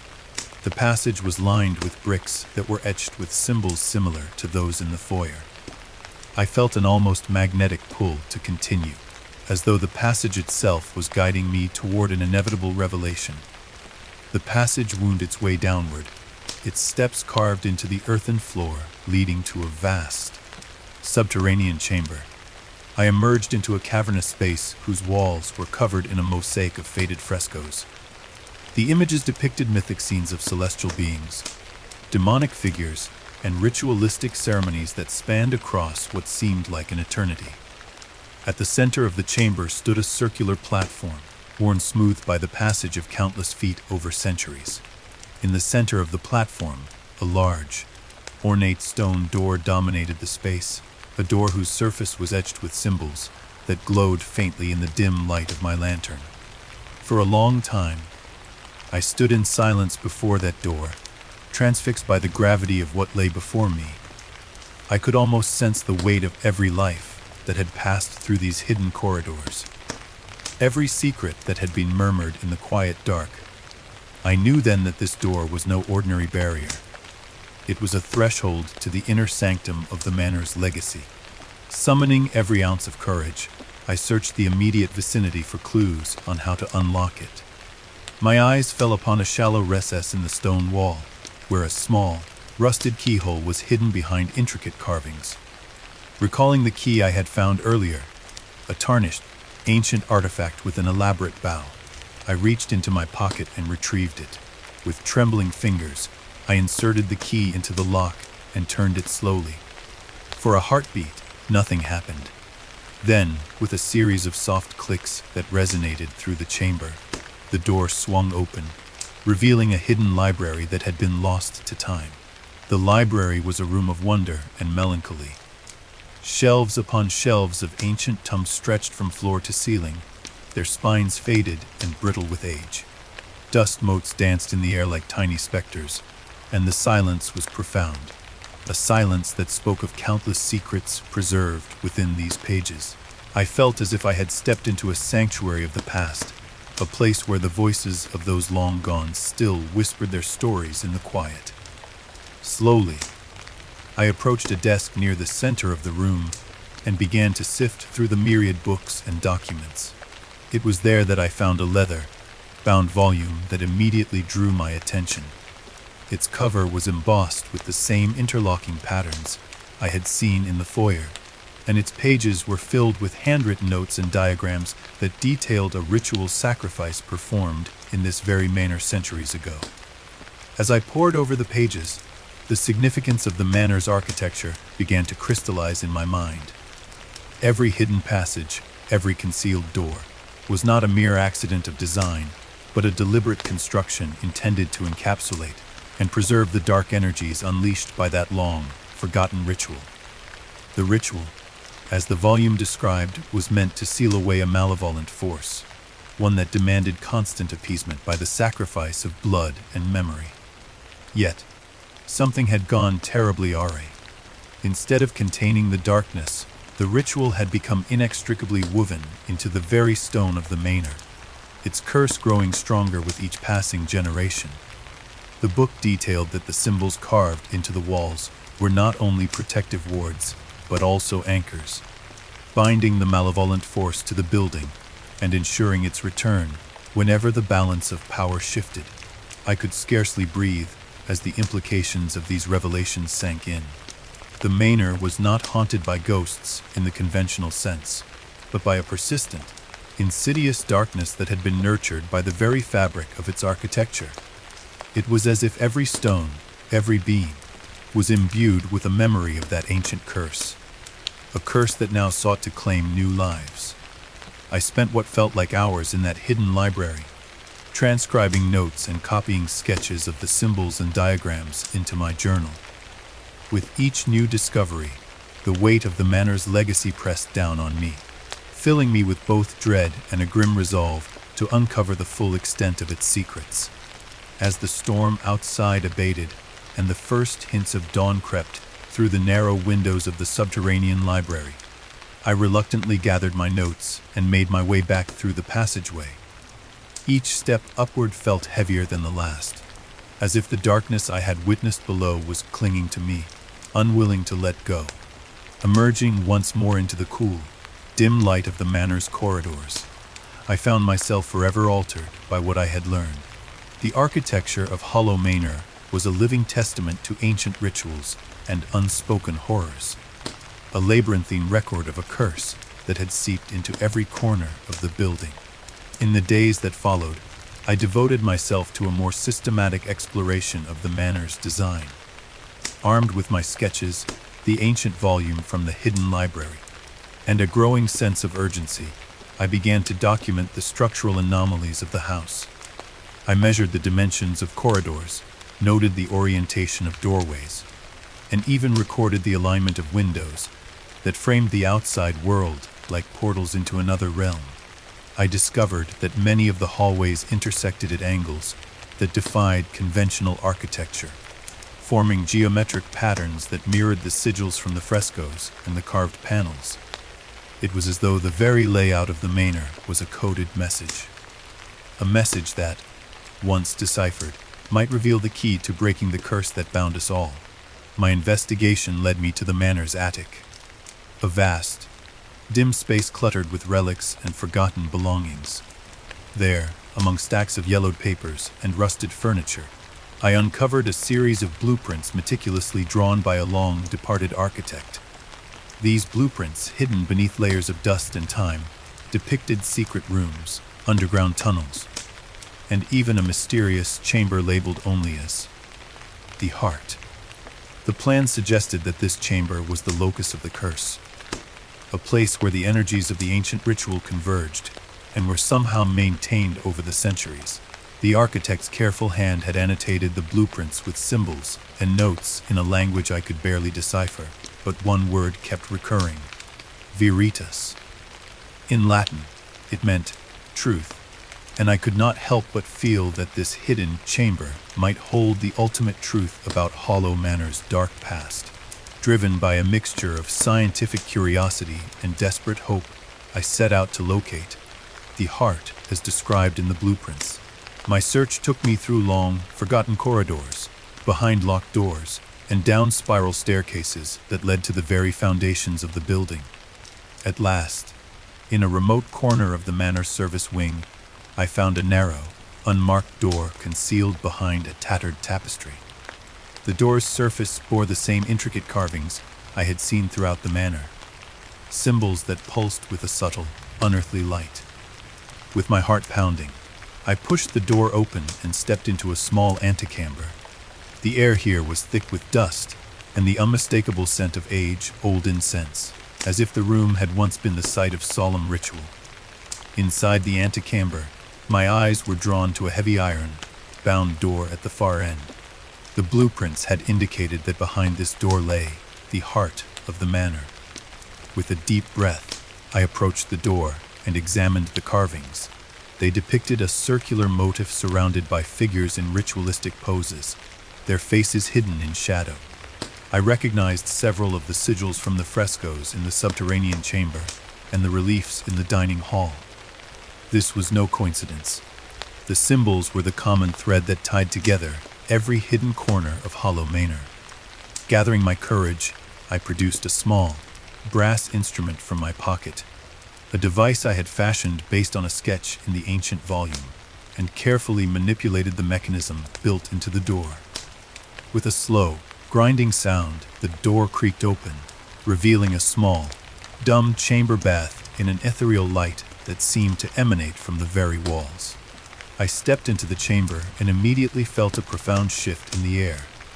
The space was circular, its walls lined with an array of carved panels and inlaid mosaics that depicted a cosmic dance of light and darkness.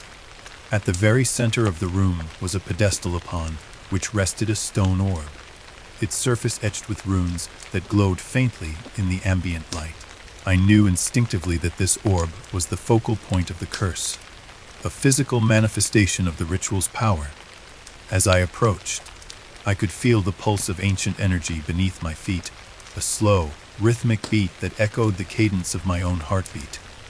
For what felt like an eternity, I stood before the orb, mesmerized by its subtle, otherworldly glow. I reached out a trembling hand, and with a mix of reverence and dread, touched its cool, smooth surface. In that instant, a cascade of images flooded my mind.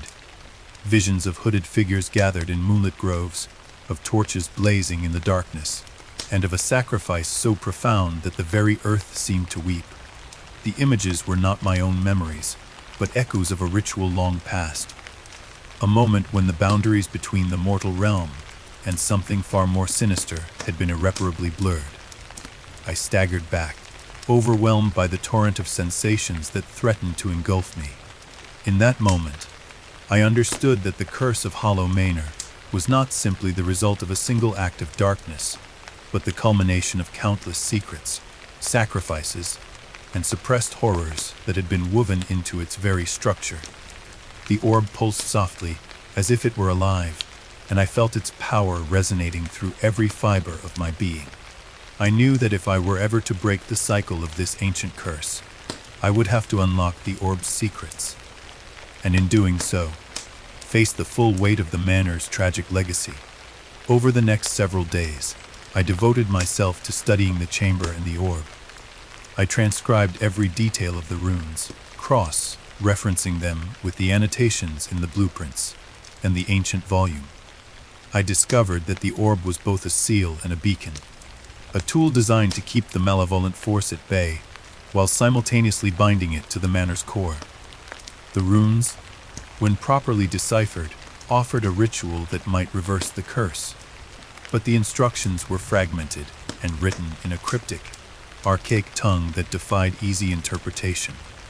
Every time I attempted to piece together the ritual's true meaning, I found my efforts thwarted by gaps in the text and ambiguities in the symbols. Even as I labored over the orb and its secrets, I could not ignore the sense of impending urgency.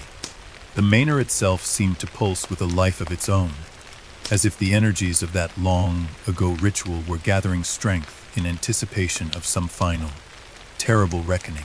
Late at night, I would lie awake listening to the steady beat that echoed from the depths of the heart, a reminder that time was running out and that every moment brought us closer to a confrontation with the darkness that had haunted Hollow Manor for centuries. In one particularly fevered midnight session, as I pored over my notes by the flickering light of a solitary candle, I experienced a moment of clarity. The fragmented ritual began to coalesce into a coherent sequence, and I realized that the key to undoing the curse lay not in forceful exorcism, but in reconciliation with the truth. The ritual called for an acknowledgement of guilt, a cathartic, soul-wrenching admission of the hidden sins and unresolved grief that had been fed into the manor's curse over generations. I understood then that the architecture of Hollow Manor was a reflection not only of ancient design, but of our family's collective memory. A memory marred by secrets, regret, and unspoken sorrow. My discovery filled me with both despair and a grim determination. I resolved to share my findings with my family, to urge them to confront the darkness within themselves so that, together, we might dispel the curse that had long enslaved our lives. The realization that the manor's living architecture was a mirror of our own hidden truths was as horrifying as it was liberating. In that moment, I vowed that I would no longer allow the secrets of the past to dictate our future. The days that followed saw a gradual change in the atmosphere of Hollow Manor. My father, my mother, and even little Eliza began to open up about the hidden sorrows and regrets that had haunted them in silence. Family conversations, once stifled by fear and denial, blossomed into raw, emotional exchanges. As each of us unburdened ourselves, I noticed that the oppressive energy in the manor seemed to ease ever so slightly, as though the very walls were relieved to have their secrets finally acknowledged. Yet, even as hope began to stir, I knew that the final confrontation with the curse would require a decisive act, a ritual performed in the heart that could either break the cycle or plunge us all into deeper darkness. Armed with my notes and bolstered by the shared confessions of my family, I returned to the hidden chamber one final time. Standing before the stone orb on its pedestal, I felt the cumulative weight of generations upon my shoulders. I recited the reconstructed incantation, my voice trembling as it echoed through the chamber. The orb pulsed more rapidly, its runes glowing with an intensity that filled the room with blinding light. In that charged moment, I sensed that the boundaries between past and present, between our family's buried sorrows and the curse itself, were beginning to dissolve. As the light subsided, I found myself overwhelmed by a deep, aching clarity. The manor's secrets, once hidden in the very architecture of the building, had been laid bare for all to see. In that moment of profound vulnerability, I understood that the only path to redemption was through truth, through the acceptance of our own darkness and the courage to let it go. I stepped away from the pedestal, my heart heavy yet resolute, knowing that the true battle was only just beginning. Even now, as I write these words, by the soft glow of morning light filtering through a cracked window, I can still feel the lingering resonance of that final ritual. The secrets embedded in every carved panel, every hidden passage, remain with us as an indelible mark on our souls. Hollow Manor stands as a testament to the power of architecture, not merely as a shelter, but as a living, breathing witness to history, memory, and the profound truths that lie hidden in the spaces between light and shadow. I have learned that our family's legacy is inseparable from the dark heart of this manor. In the interplay of stone and memory, in the delicate dance of shadows and light, there exists both the curse that has haunted us and the hope that we might one day overcome it. Each time I pass by a carved doorway or a faded mural, I am reminded that the answers we seek are not hidden in the annals of history alone, but in the quiet corners of our own hearts. The journey through Hollow Manor's hidden architecture has been as much an inner pilgrimage as it has been an exploration of the building's physical secrets. With every step into a secret corridor, every discovery of a concealed room, I have come to understand that the Manor is not simply a relic of a bygone era. It is an ever-present reminder that the past is never truly dead, but lives on in the very spaces we inhabit. And though the curse that once held us in its thrall may be slowly losing its grip as we confront our own hidden truths, I know that the legacy of Hollow Manor will forever remain etched in both the stone and our souls. As I close this chapter of my exploration, I am left with a bittersweet certainty that even as the architectural mysteries of the Manor begin to yield their secrets, the true challenge lies ahead. The final reckoning with our own darkness awaits us, and it is only through the courage to face that darkness that we may finally free ourselves from the curse that has bound us for so long. I will carry these lessons with me as I prepare for what comes next, holding tightly to the hope that in the interplay of memory and revelation, there is a path to redemption. I step away now from the hidden chamber, leaving behind the stone orb and its silent testimony to a past that can never be forgotten, yet perhaps finally forgiven. With a heart both heavy and hopeful, I know that my journey, and that of my family, is far from over. The architecture of Hollow Manor, with all its secrets carved in stone, will continue to guide us as we learn to live with our past, unburdened by guilt and free to forge a future of our own making. I had always been the quiet one in our family, the one who observed more than he spoke, who listened to the hushed murmurs of old walls and the soft sighs of history echoing through the corridors of Hollow Manor. Yet nothing could have prepared me for the night when the Manor's silence broke into a confession, spoken not by an old diary or a faded portrait, but by a spectral presence that chose to reveal its tortured secret through the voice of my youngest sibling. It was a night like any other in those early autumn months, when the wind outside carried the promise of change and the rain drummed a persistent lullaby upon the leaded windows. I had retreated to my room after another long day of exploring the secret passageways and studying the cryptic carvings etched into the very architecture of our ancestral home.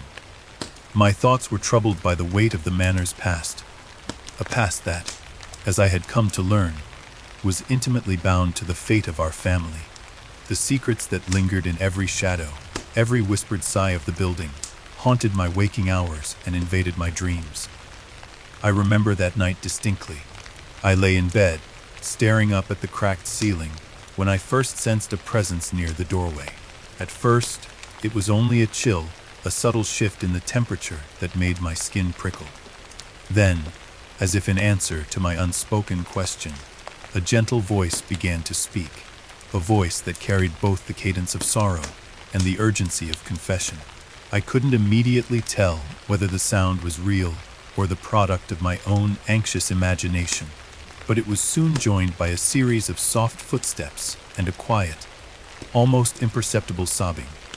At the heart of that unsettling silence, my little sister Eliza, who had for so long been the embodiment of childlike innocence, stirred. I recall the tremor in her small frame as she sat up in her bed, her wide eyes reflecting a mixture of terror and a strange, knowing sadness. Without a word, she beckoned me over with a trembling hand. I approached her cautiously, my heart hammering in my chest as I tried to make sense of what was unfolding. It wasn't long before I, too, heard the voice clearly, a spectral murmur that seemed to emanate from the very walls of the manor, but somehow also from within Eliza herself. "Listen," the voice whispered, its tone laden with regret. "I must confess I have borne a terrible secret. The words reverberated softly in the dim light, and for a moment, the room was filled with an almost tangible sadness. It was as if the voice had become a living entity, a tortured soul compelled to unburden itself after centuries of silence. I sat down beside Eliza, drawing her into a protective embrace as the voice continued, now clearer and more insistent, as if it were speaking directly to her. I am the keeper of a sorrowful truth, it intoned. A truth that binds this place and your family to a fate forged long ago. My sister's eyes glistened with tears as she tried to comprehend the impossible, that a ghostly confession was being entrusted to a child, and through her to all of us.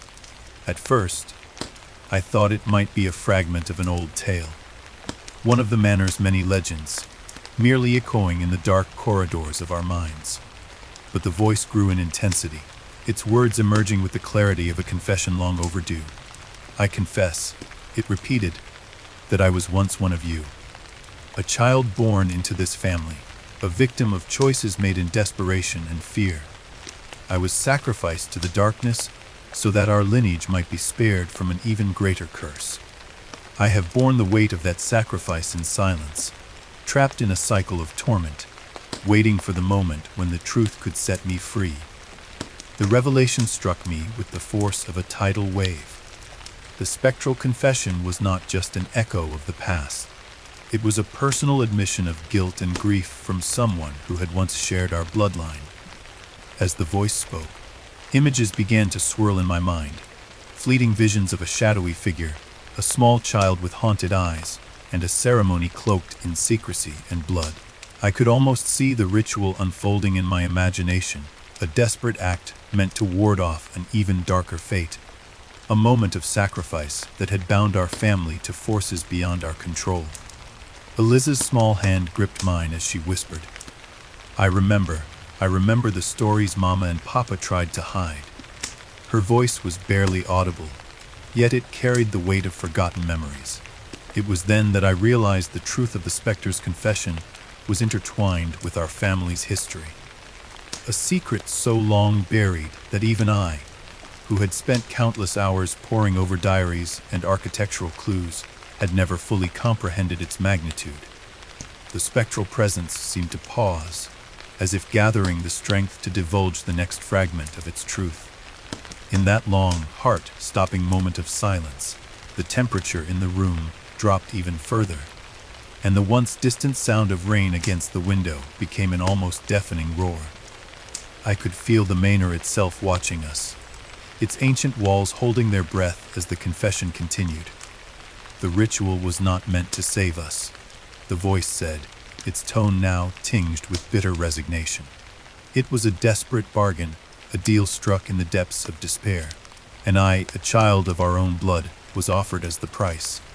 I was taken from my family, my innocence sacrificed in the name of protection. And ever since that night, I have wandered these halls, bound by the curse that was meant to keep our enemies at bay. My heart ached at the weight of those words, and I could feel the tears welling up in my eyes as the full horror of our legacy settled upon me. The idea that one of us, once a child, full of hope and unburdened by the weight of the world, had been sacrificed to save us from an even darker fate was almost too terrible to bear. And yet, there was a twisted sort of solace in the confession, a hope that, by finally acknowledging the truth, we might be able to break the cycle of silence and guilt that had haunted our family for generations. As the voice's confession continued, I noticed that its tone had softened somewhat, as if it were seeking absolution. I have wandered these halls, lost and alone, carrying the burden of that fateful night, it murmured. I have longed to confess my secret, to be acknowledged not as a ghost, but as one who suffered in silence. I beg you, listen to my sorrow, and know that our past need not dictate our future. If you can find it in your hearts to forgive, perhaps my restless soul can finally be set free. In that moment, the room seemed to fill with an otherworldly light, a gentle radiance that contrasted sharply with the oppressive darkness of the past. I felt as if the spectral presence were reaching out to us, a plea not only for forgiveness, but for redemption. It was a turning point, a moment when the weight of centuries of sorrow might finally be lifted by the simple act of acknowledgement. The confession was no longer a lamentation of despair. It was a call to action, an invitation to confront the hidden wounds that had festered within our family for far too long. I looked at Eliza, whose tear-streaked face shone with a mixture of fear and hope. "We must tell Mama and Papa," I whispered, my voice trembling as much with emotion as with the chill that now pervaded the room. "We have to share this truth. They need to know what happened so that we can truly begin to heal." Even as I spoke, the spectral presence seemed to nod, its form shimmering in the half-light of our room. It was as if the confession had reached a crescendo, a moment when the past and the present collided, and the truth was laid bare for all to see. That night, after the confession had faded into a soft, echoing sigh, I gathered my courage and carried Eliza to the parlor, where our parents sat by the dying embers of the fireplace. I recounted every word of the spectral confession, my voice steady despite the tumult raging within me. I told them of the child sacrificed in a ritual meant to protect our family, a secret that had haunted the manor for generations. I described the chilling voice that had spoken through Eliza, the sorrow that filled the room, and the undeniable truth that had been revealed in that spectral confession. For a long moment, our family sat in silence, each of us processing the revelation in our own way. My father's face, usually so stoic and resolute, betrayed a deep-seated grief, and my mother's eyes filled with tears that spoke of long, suppressed memories and hidden regrets. Even Eliza, whose voice had trembled so helplessly when recounting the confession, seemed suddenly older, burdened with the knowledge of a secret that was not meant for a child to bear. The air in the room grew heavy with a shared sorrow, as if the very walls of Hollow Manor were mourning with us. It was then that my father finally spoke, his voice low and measured. "All these years, we have tried to bury the past, to shield you from the truth of what was done to protect us," he said. "But perhaps it is time that we confront it, acknowledge the sacrifice, and seek forgiveness. Not only for the one who was lost, but for ourselves, for the sins that continue to haunt us." His words, though measured and deliberate, carried an unmistakable note of desperation, a plea for redemption that resonated deep within me. In the days and weeks that followed, our family began a painful but cathartic process of coming together, sharing memories and tears as we tried to make sense of the confession that had been delivered that fateful night. We combed through old letters, dusty diaries, and faded photographs, searching for any clue that might confirm the specter's words. With each discovery, the portrait of our past grew clearer, a tapestry of love and sacrifice interwoven with betrayal and sorrow. And as we slowly began to accept the terrible truth of our lineage, a subtle shift occurred within the manor itself. The oppressive chill that had once pervaded every room seemed to ease, and for the first time in what felt like an eternity, a fragile warmth began to seep through the cold stone walls. Yet even as we found solace in our shared grief and determination, the specter's confession left us with one final, haunting question: could acknowledging the truth finally set us free of the curse that had bound our family for so long? The answer, I knew, lay not only in the reconciliation of our own hearts, but in a ritual yet to be performed. A final act of contrition that might break the cycle of silence and sorrow once and for all. In the quiet hours of one moonlit night, I found myself drawn once again to the room where the confession had first been heard. The silence was deep and all-encompassing, and as I sat alone in the dim glow of a single candle, I sensed that the specter's presence lingered still, a silent witness to our family's struggle for redemption. I opened my journal and began to write, pouring out every thought and emotion, every fear and hope that had arisen since that fateful confession. With each word, I felt as if I were piecing together the final fragments of a puzzle that had tormented us for generations. In that sacred solitude, I realized that the confession was not an end but a beginning. a call to confront the hidden sins that had haunted us and to take the first steps toward healing. I resolved then that I would do everything in my power to honor the truth revealed that night.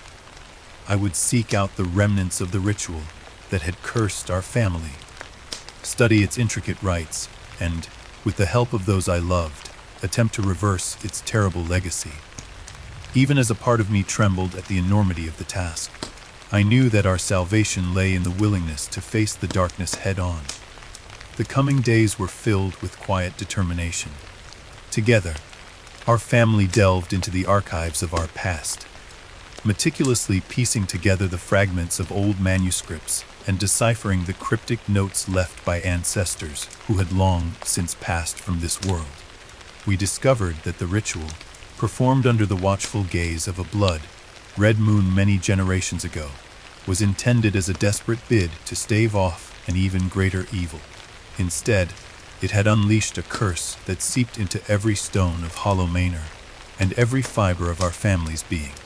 The revelation was both horrifying and oddly liberating, a confirmation that the secret we had long denied was indeed real, and that only by facing it could we hope to undo its terrible effects. As our research progressed, I could sense that the manor was changing with us. The relentless whispers had softened into a mournful hum, as though the tortured spirit who had once borne its secret was finally finding peace in the light of our collective acknowledgement. Eliza, once so fragile and fearful, began to smile through tears as she recounted fragments of lullabies her mother had sung, tunes that hinted at a forgotten past of both beauty and sorrow. Even my father, whose stoicism had masked a lifetime of unspoken grief, allowed himself moments of quiet hope. In our unity, I found strength, and in our shared confession of guilt and sorrow, I sensed the first stirrings of redemption. Yet the specter's confession remained a constant reminder that our work was far from over. That final, desperate plea for forgiveness echoed in my mind, urging us to confront the lingering shadows and perform the ritual that might break the cycle once and for all. It was then that I resolved to lead our family in a final act of contrition, a ceremony that would not only honor the memory of the child sacrificed so long ago, but also allow us to lay our own sins to rest. I spent countless hours poring over the ancient texts, preparing the necessary rites, and gathering the symbolic artifacts required for the ceremony. Every detail mattered, for the ritual was our last, fragile hope against the curse that had bound us for centuries. On the eve of that decisive night, as a pale silver moon hung low in the sky, our family gathered in the great hall of Hollow Manor. The room was filled with a somber hush, broken only by the soft murmur of prayers and the rhythmic beating of our collective hearts. Clad in simple, solemn attire, we arranged ourselves in a circle around an old, wooden table upon which lay the relics of our past: the faded portrait of the sacrificed child, the ancient key that had once unlocked hidden secrets, and the brittle pages of a long, forgotten manuscript detailing the ritual in all its grim intricacy. I stepped forward, my voice unsteady but resolute, and recited the incantation that had consumed my thoughts for weeks. The words, archaic and full of a sorrow beyond measure, resonated in the cavernous hall as if summoned from the very depths of time. As I spoke, I could feel the weight of our family's collective guilt lift, if only for a moment, as if the truth was finally being acknowledged by the universe itself. The air shimmered, and in that trembling instant, I sensed that the specter, the long-forgotten voice of our lost kin, was there with us, bearing silent witness to our act of contrition. In that charged moment, as the final syllables of the incantation faded into the still night, a profound silence descended. For a heartbeat, time seemed to hold its breath, and then, as if in answer, a gentle, almost imperceptible sigh drifted through the hall. A sigh that carried the weight of sorrow and relief in equal measure. It was the sound of a burden finally released, a confirmation that our truth had been heard at last. In the days that followed that fateful ceremony, a quiet peace settled over Hollow Manor.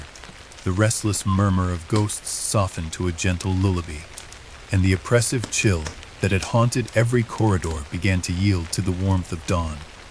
Our family, bound together by shared grief and newfound hope, slowly started to mend the fractures of the past, though the memory of the specter's confession would forever linger in our hearts, a constant reminder of the sacrifice that had cursed us. It also became a beacon of redemption, a promise that by facing the darkness within, we could find a way to step into the light. As I write these words now, in the calm after the storm, I know that our journey is not over. The specter's confession changed us irrevocably, binding our fates to the legacy of Hollow Manor in ways that we are only beginning to understand. Yet, with that change has come a determination to honor the truth, to ensure that the pain of the past is not repeated, and that the voices of those long lost may finally find peace. In the silence of the manor, in the quiet corners of our shared memory, there remains a hope that even the deepest sorrow can give way to redemption. And so, as I close this chapter of our haunted tale, I carry with me the bittersweet knowledge that the specter's confession was both a curse and a blessing, a sorrowful revelation that, in time, may lead us to a future unburdened by the ghosts of our past. I remain vigilant, ever watchful for the whispers of the manor and the gentle murmur of truths long hidden, knowing that our family's legacy is now forever entwined with the fate of this ancient, sorrowful house. I awaken before dawn, the persistent sound of rain against the window melding with the distant, mournful echo of the manor's creaking bones. The events of recent weeks weigh heavily on me. I can still feel the tremor in my hands when I recall the specter's confession and the shared revelations that shook our family to its core. It is in these quiet, liminal hours that the truth of our lineage seems to crystallize. The bitter realization that our fate is inextricably bound to an ancient ritual, one performed long ago in desperate hope and executed with terrible consequence.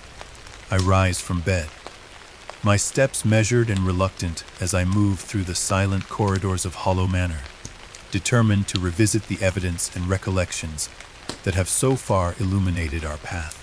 Today, I resolve I will re-examine the remnants of that cursed ritual, and in doing so, perhaps discover a way to break its relentless hold over us. In the early light, I find my way to the manor's library, the repository of so many half-forgotten histories and anguished confessions. The room is quiet except for the soft rustling of pages, steered by a slight draft. I retrieve the ancient volume I discovered in the hidden chamber beneath the manor, a leather-bound book filled with faded script and intricate diagrams. Sitting at the large oaken desk, I spread its brittle pages before me.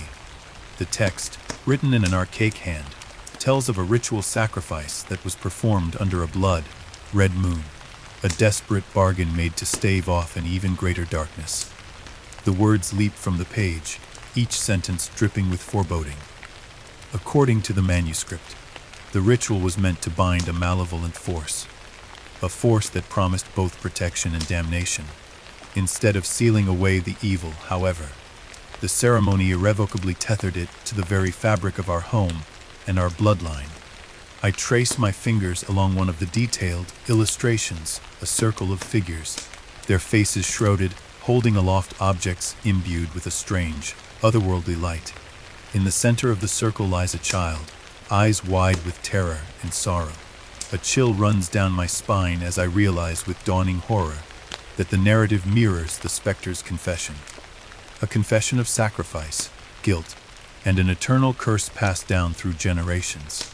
The revelation that one of our own was once offered in this dark pact makes my pulse race. How had we lived, carried, and even thrived in the knowledge that our lineage was stained by such a deed? Yet the more I read, the clearer it becomes our prosperity was built on a foundation of despair, an unspoken agreement with powers beyond our ken. Closing the book gently, I lean back and allow the weight of the revelations to sink in. I recall the haunted nights when voices whispered personal secrets to each of us, and I recall the images of that spectral child, a ghost of innocence lost. My mind drifts to the many days of quiet investigation, The secret passageways behind hidden panels, the underground chamber where an ancient orb pulsed with an eerie light, and the cryptic blueprints that hinted at the heart of the curse. Each piece of evidence forms part of an intricate puzzle, one that my family and I have been forced to solve if we are to free ourselves from the manor's malignant influence. With the volume still open before me, I take up my pen and begin to transcribe a passage that seems particularly significant. The scribe writes of a ritual not only intended to bind the curse, but also to reverse its effects. A ritual of reconciliation and catharsis. The key, the text suggests, is not brute exorcism, but a delicate admission of guilt, an acknowledgement of all that has been suppressed and denied. It is a ritual of truth, one that demands that every hidden sin, every unspoken sorrow, be laid bare before the ancient powers that lurk behind the veil of our reality. The thought fills me with both dread and hope. Could it be that our only chance of salvation lies in confronting not just the external curse, but the inner darkness that has festered in our hearts all these years? I recall the night when our family gathered in the great hall for the final act of contrition. Candlelight danced across tear-streaked faces, and in that moment of shared vulnerability, the oppressive hold of the curse seemed to falter ever so slightly. I remember the solemn words I spoke then, the incantation that was meant to undo the ritual's binding effects. Even as the echoes of that plea reverberated through the manor's cavernous spaces, I could sense that the curse was not so easily undone. The malevolent force, so long nourished by our collective silence and guilt, would not be banished by words alone. Driven by this realization, I resolved to delve deeper into the archives in search of further clues. My footsteps lead me down a narrow corridor that I had scarcely explored before, its stone walls etched with ancient sigils that seem to hum with energy. I press on until I reach a small, forgotten alcove behind a dusty shelf. Here, among brittle manuscripts and yellowed letters, I uncover a bundle of documents that appear to have been hidden deliberately.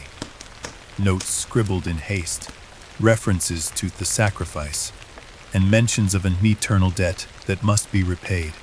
I read the documents with trembling hands, my mind racing as I pieced together their meaning.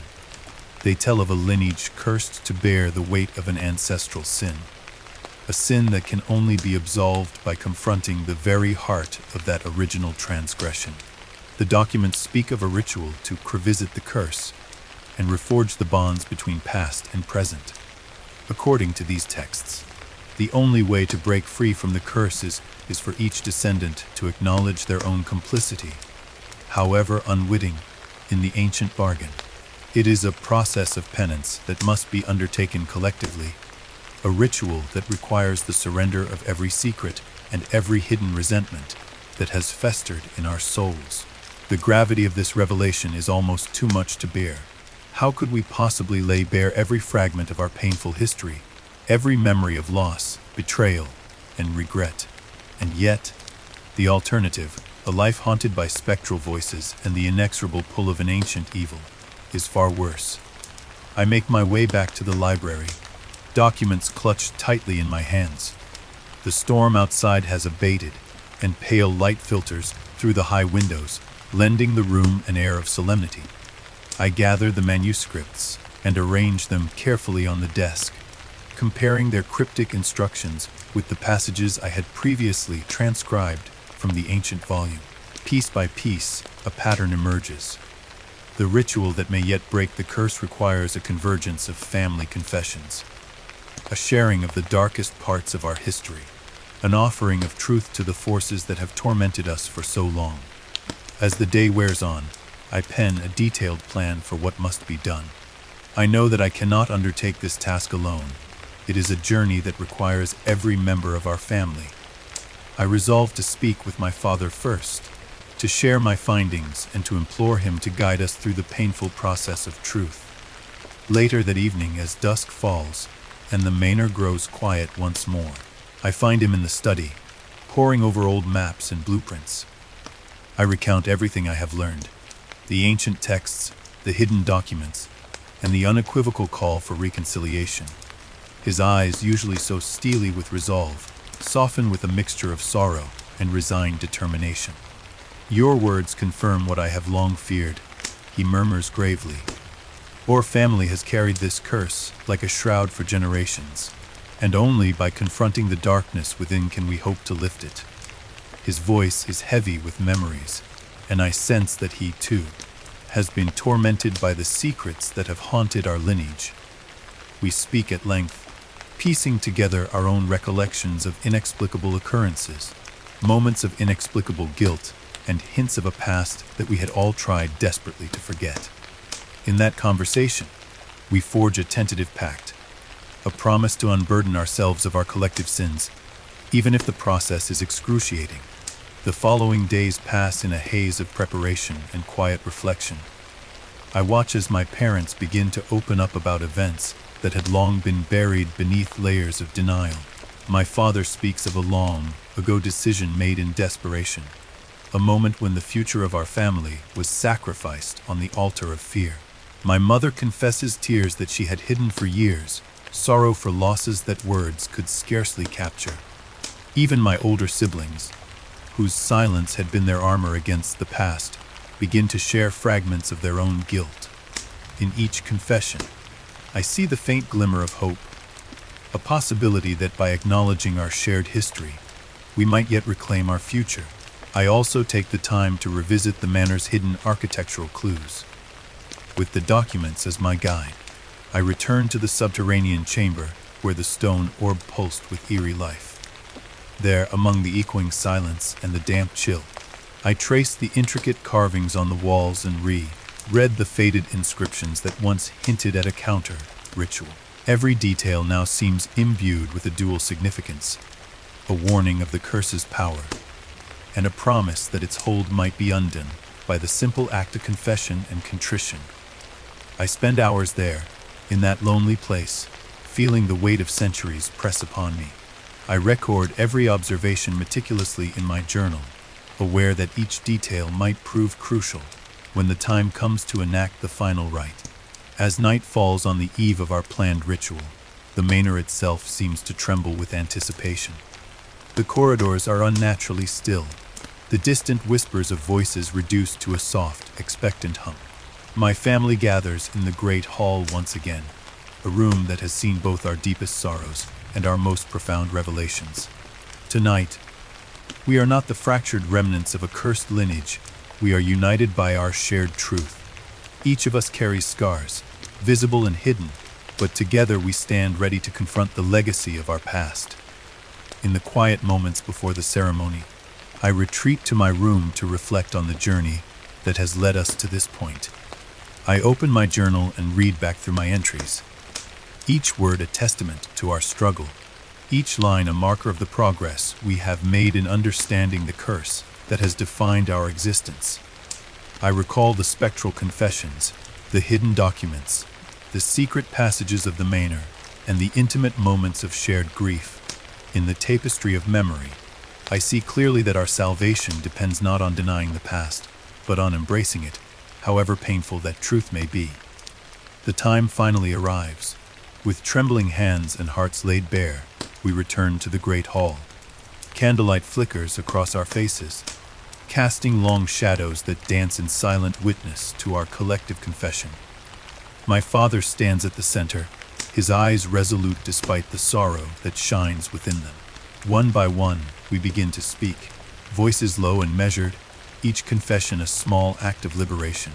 I speak of the night I discovered the ancient volume, of the horror and hope that surged through me as I read its cursed words. My mother recounts memories of lost innocence and silent tears shed in the darkness. Even my siblings, who for so long had remained silent, find the courage to utter the truth of our shared history. As our voices rise in a solemn litany of regret and absolution, I feel a palpable shift in the atmosphere. The oppressive energy that has long haunted Hollow Manor begins to recede, replaced by a gentle warmth that seems to emanate from the very walls. For the first time in what feels like an eternity, the manor is not a prison of ancient curses, but a vessel for our redemption. The act of confronting our past, of acknowledging the terrible bargain that has bound us, seems to release a current of energy, a promise that the cycle of despair may finally be broken. In that transcendent moment, I see the stone orb in my mind's eye, pulsing softly as if in response to our unified confession. I sense that somewhere, deep within the manor's hidden recesses, the ancient forces that once held us captive are stirring in acknowledgement of our truth. It is a moment of fragile hope, a glimpse of a future where our family may finally be free of the curse that has loomed over us for so long. The ceremony continues well into the night. We recite the reconstructed incantations from the ancient volume, our voices mingling with the soft sighs of the manor itself. I can feel the power of our collective admission coursing through the room, a force that is both terrifying and redemptive. The boundaries between past and present begin to blur, and for a fleeting instant, I am overwhelmed by the sense that the curse is being rewritten by our very act of contrition. As the final words of the incantation echo into silence, a profound stillness falls over us. For several long, suspended moments, no sound disturbs the air. Then, as if in answer to our plea, a gentle radiance seems to emanate from the walls, bathing the hall in a soft, ethereal light. I watch in awe as the shadows recede, replaced by the tender glow of dawn creeping through the high windows. It is a quiet victory, a subtle, almost imperceptible sign that our burden may finally be lifted. In the days that follow, I see a gradual change not only in the atmosphere of Hollow Manor, but in the hearts of my family. The spectral voices that once haunted our nights diminish to a soft murmur, as if the ancient force that had tormented us is now at peace. My parents share quiet smiles and tentative laughter, and even my siblings seem lighter, unburdened by the silent weight of secrets kept too long. I know that the path ahead remains fraught with uncertainty, and that the legacy of the curse may never vanish entirely. But in our willingness to face the darkness and confess our truths, we have taken the first, necessary steps toward redemption. Now, as I sit by the window watching the gentle rain, I reflect on our journey, a journey marked by fear, sorrow, and ultimately the courage to embrace our past. The curse that once loomed over Hollow Manor is not fully undone, but its hold on us has weakened, replaced by the hope that truth and forgiveness can pave the way to a new future. In our shared admissions and the soft radiance that now fills these ancient halls, I find the strength to believe that the cycle of despair can be broken, that our family can finally step out from the shadows of history and into the light of a hopeful dawn. I close my journal with a sense of solemn gratitude, knowing that although the curse may revisit us in time, we have learned that only by confronting our hidden sins can we ever hope to overcome them. The Manor, with all its secrets and its sorrow, now stands as both a reminder and a promise that the truth of our past, however painful, is the key to reclaiming our future. I had thought that, by now, I had seen every horror that Hollow Manor could unleash. Yet nothing could have prepared me for the night when the ghosts of our past finally emerged in full, unflinching clarity. The days following our family's cathartic confession had been a mixture of hope and lingering dread. In the quiet moments that ensued, I began to sense that something else was stirring, a presence not content with a mere whisper of guilt or an echo of ancient vows. Instead, it seemed determined to force every hidden secret into the harsh light of revelation. It began subtly. At first, I noticed that the spectral voices that had once murmured our personal sins in the dead of night now spoke with a new urgency. Their words, once fragments of half-remembered dreams, coalesced into coherent sentences that resonated with an almost unbearable clarity. I would lie awake on nights when the manor was still and listen as the voices recounted details of events long past, names, dates, and even the precise words of conversations that had been lost to time. These were not the disjointed, haunted cries of ghosts aimlessly wandering the corridors. They were revelations, deliberate messages from forces that claimed to know the entirety of our lineage's secrets. One particular night, as the moon hung low and full in the sky, I found myself once again alone in the long, echoing corridor outside my room. The familiar chill crept along my skin, and I sensed, almost palpably, that I was being watched. Then came a sound that made my blood run cold. A measured, deliberate knock echoing from behind a heavy oak door that I had never dared to approach before. Drawn by a mixture of dread and desperate curiosity, I hesitated only a moment before reaching out to grasp the tarnished knob. With trembling fingers, I pushed the door open. Inside was a narrow chamber I had never seen. A small antechamber with walls lined in faded, ornate wallpaper and a single, ancient mirror mounted above a pedestal. In the dim light cast by my lantern, the mirror's surface shimmered as if alive. I stepped closer, and before I could register my own reflection, the glass began to ripple and distort. In its swirling depths, I saw flashes of a different time, a gathering of robed figures encircling a trembling child. The flicker of torches illuminating tear-streaked faces, and an altar splattered with what I dared not assume was blood. The vision was fleeting, and just as suddenly, the mirror went dark. I staggered back, heart hammering, unsure whether what I had witnessed was real or a cruel trick of my imagination. But deep down, I knew that this revelation was connected to the ancient curse we had all been forced to confront. The following morning, I could hardly shake the feeling that the mirror had shown me something crucial. Over breakfast, a subdued, silent meal shared with my family, I recounted the experience in halting whispers. My father's eyes, so long hardened by years of silent suffering, darkened with recognition.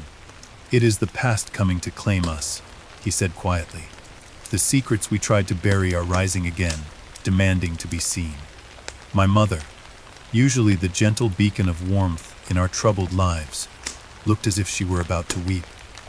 Even Elisa, who had grown ever more reserved since the specter's confession, clutched her small hands tightly, her eyes wide with unspoken terror. There was no denying it, the revelations of last night had opened a door that could never be closed again.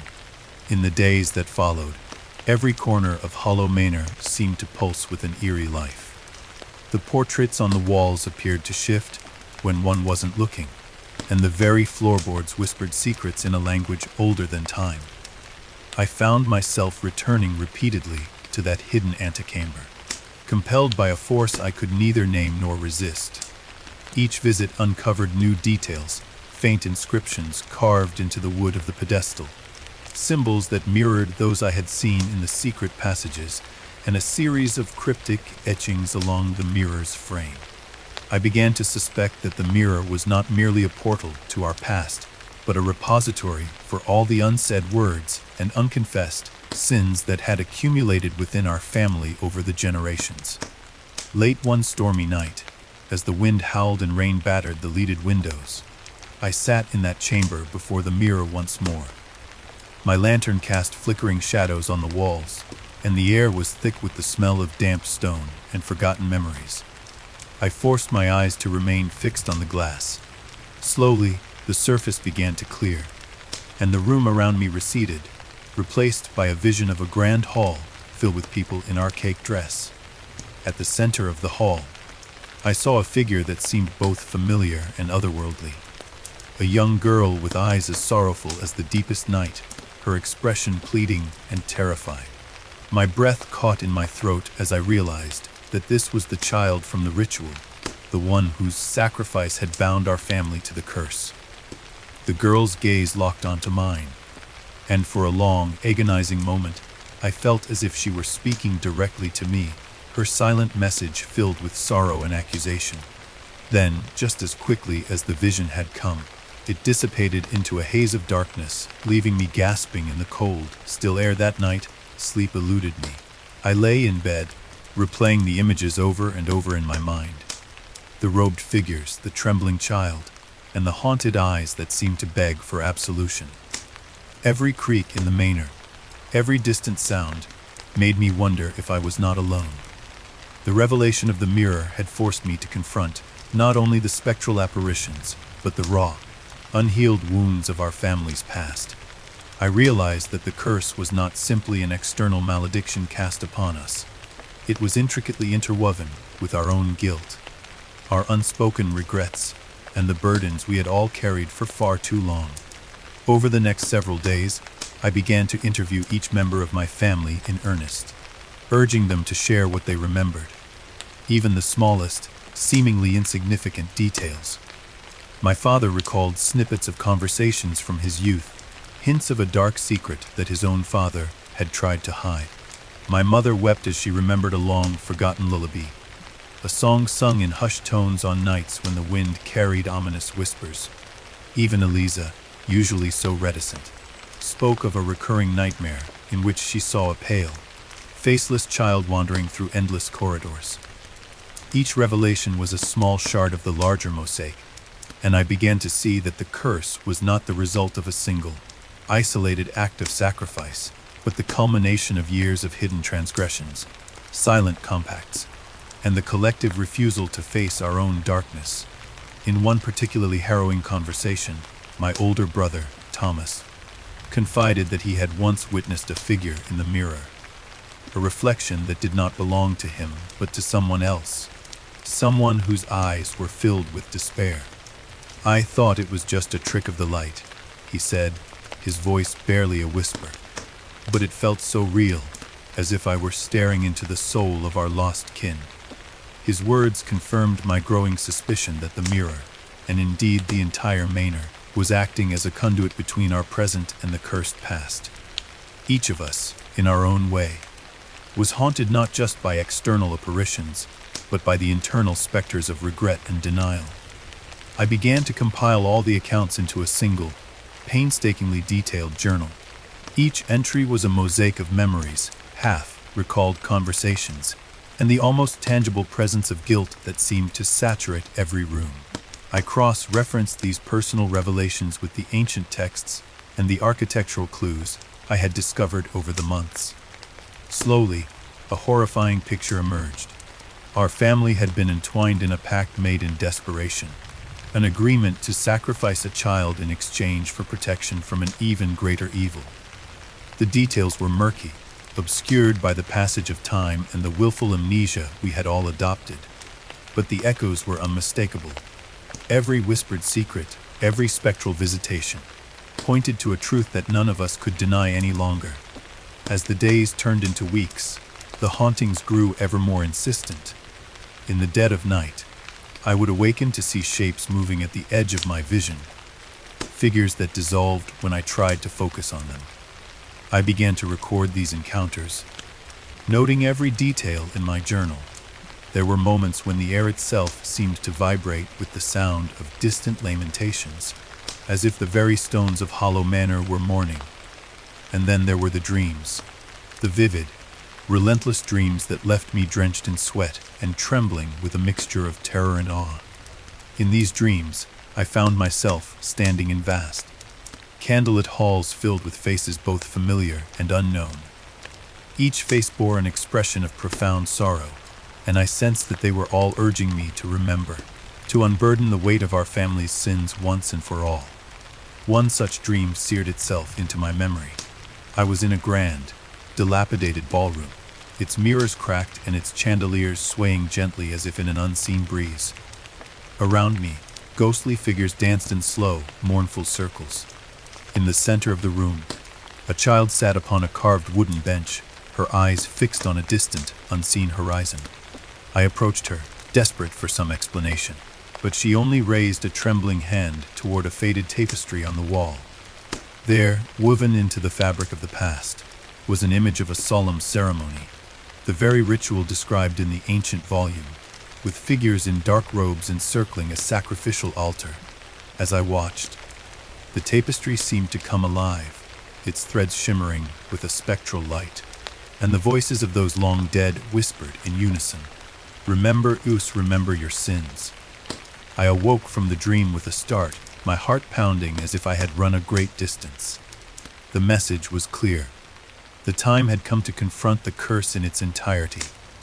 That fateful night, as the manor trembled with the intensity of its own memories, I gathered my courage and returned to the mirror chamber. The air was thick with anticipation and the scent of ancient incense. With my journal clutched tightly in one hand and my lantern in the other, I stood before the mirror and spoke aloud everything I had learned. Every confession, every sorrowful memory, every hidden sin. My voice echoed off the cold stone walls as if carried by unseen forces. I recited the names of those lost, the dates of unspoken tragedies, and the secret promises that had been made in the dark. For what felt like hours, I bared my soul to that silent, reflective surface, and in the act of doing so, I sensed the manor itself listening. Slowly, the mirror's surface began to change.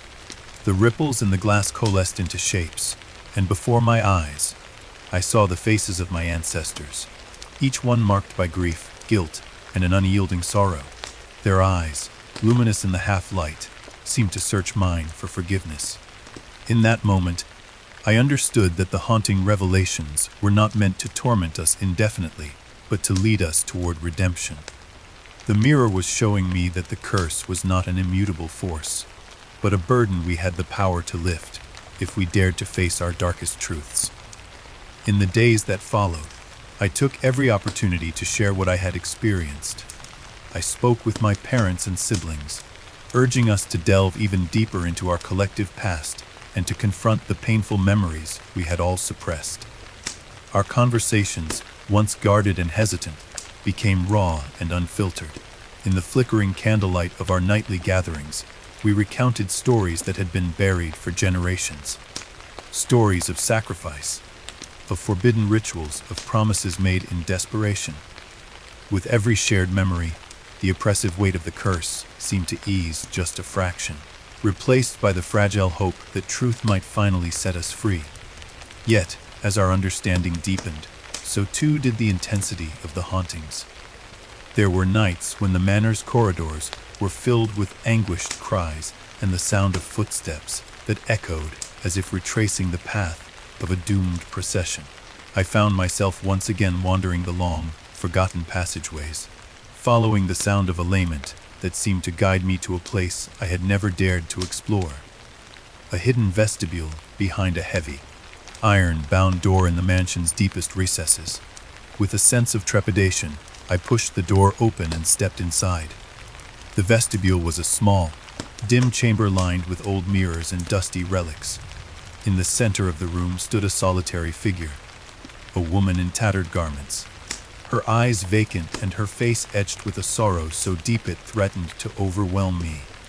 I froze, my heart pounding as I watched her slowly raise a hand in a gesture of farewell. Then, as if a switch had been flipped, she vanished into the shadows, leaving behind nothing but a lingering scent of wilted roses and regret.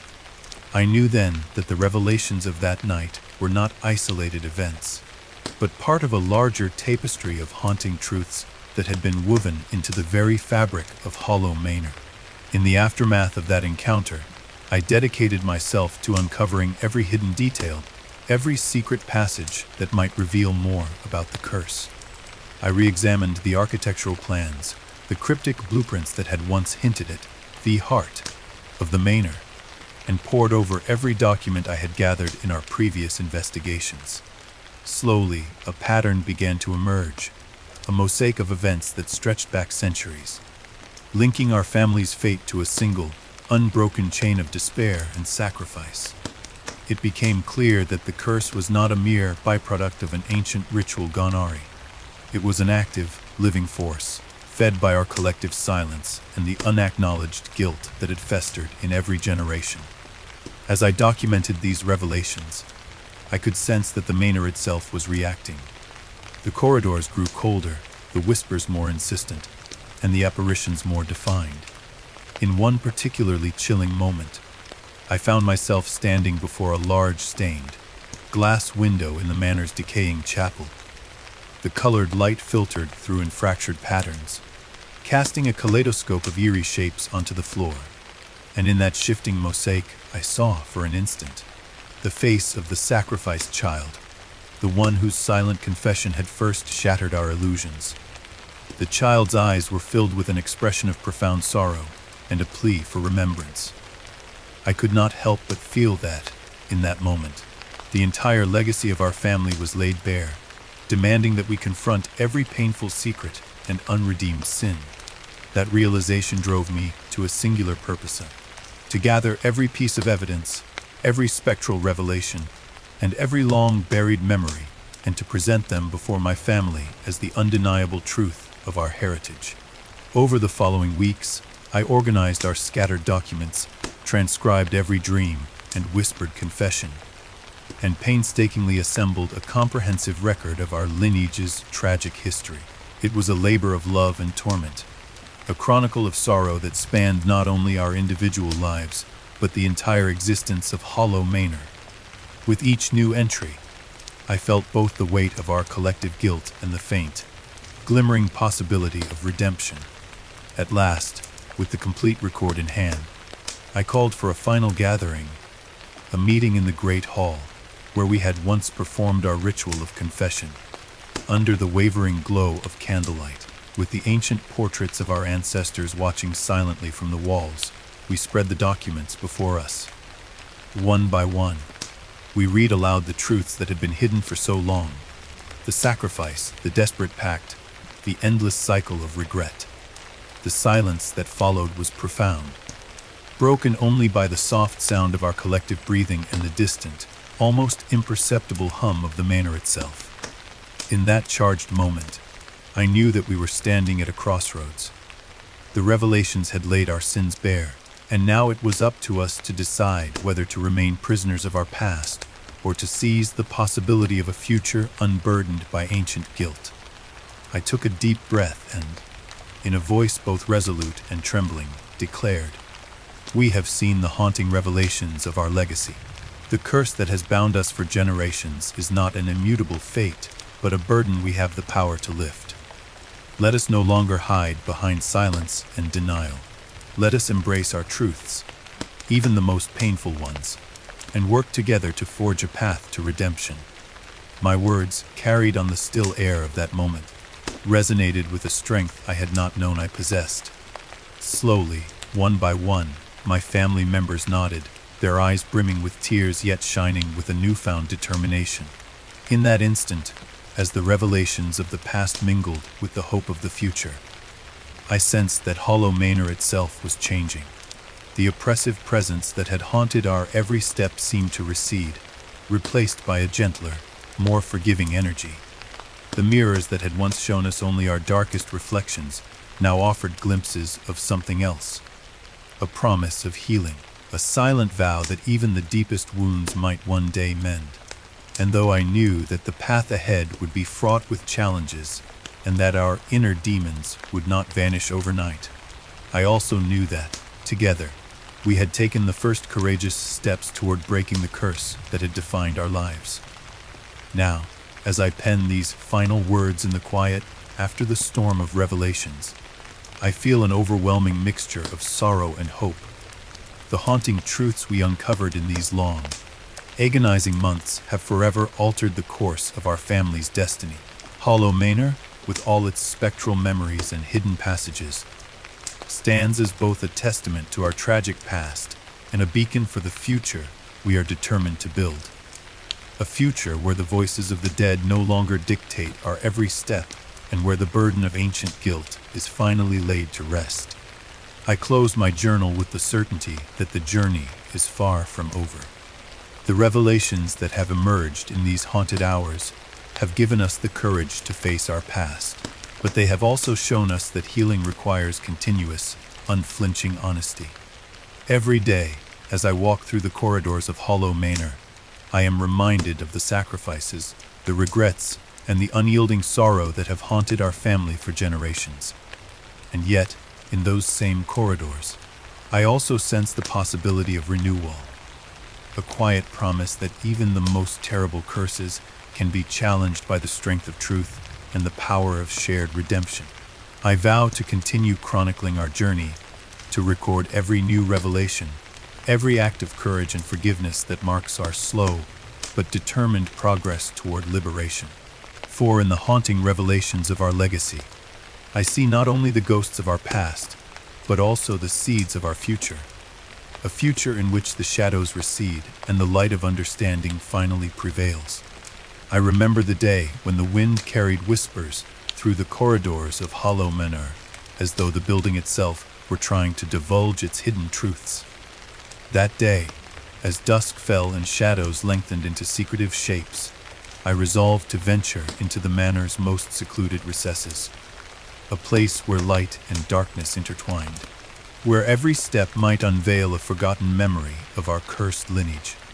It was as if the manor was beckoning me to explore its clandestine depths and reveal secrets long buried beneath layers of dust and despair. My journey began in a narrow corridor on the manor's western side, where the architecture shifted imperceptibly from familiar rooms to a labyrinth of secluded passageways. The corridor, dimly lit by a solitary sconce, was lined with faded tapestries depicting enigmatic figures and arcane symbols.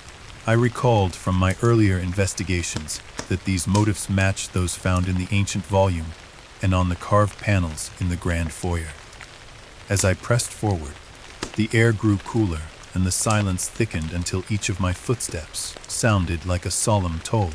I couldn't help but feel that I was retracing the steps of those who had come before me, ancient souls whose memories were etched into the very walls of Hollow Manor. Rounding a corner, I discovered a heavy wooden door set into the stone. Its surface was adorned with elaborate carvings that depicted scenes of ritual sacrifice and spectral figures emerging from swirling mists. The door seemed out of place, a secret threshold concealed within the public spaces of the mansion. With a mixture of trepidation and resolve, I reached out, and after a moment's hesitation, I pushed it open. The door creaked in protest, and beyond lay a narrow, spiraling staircase descending into near, total darkness. The smell of damp earth and old incense wafted upward, and I knew instinctively that this path would lead me deeper into the manor's hidden history. Gripping my lantern tightly, I began my descent. The stone steps echoed beneath my feet as I slowly made my way downward, each step taking me further from the light of the known world. The staircase curved gently until it opened into a vast subterranean chamber. Here, the ceiling soared high, lost in shadows, and the walls were lined with crumbling frescoes whose faded images depicted celestial battles and solemn ceremonies. In the center of the chamber stood a long, forgotten sarcophagus, half obscured by tangled vines and dust.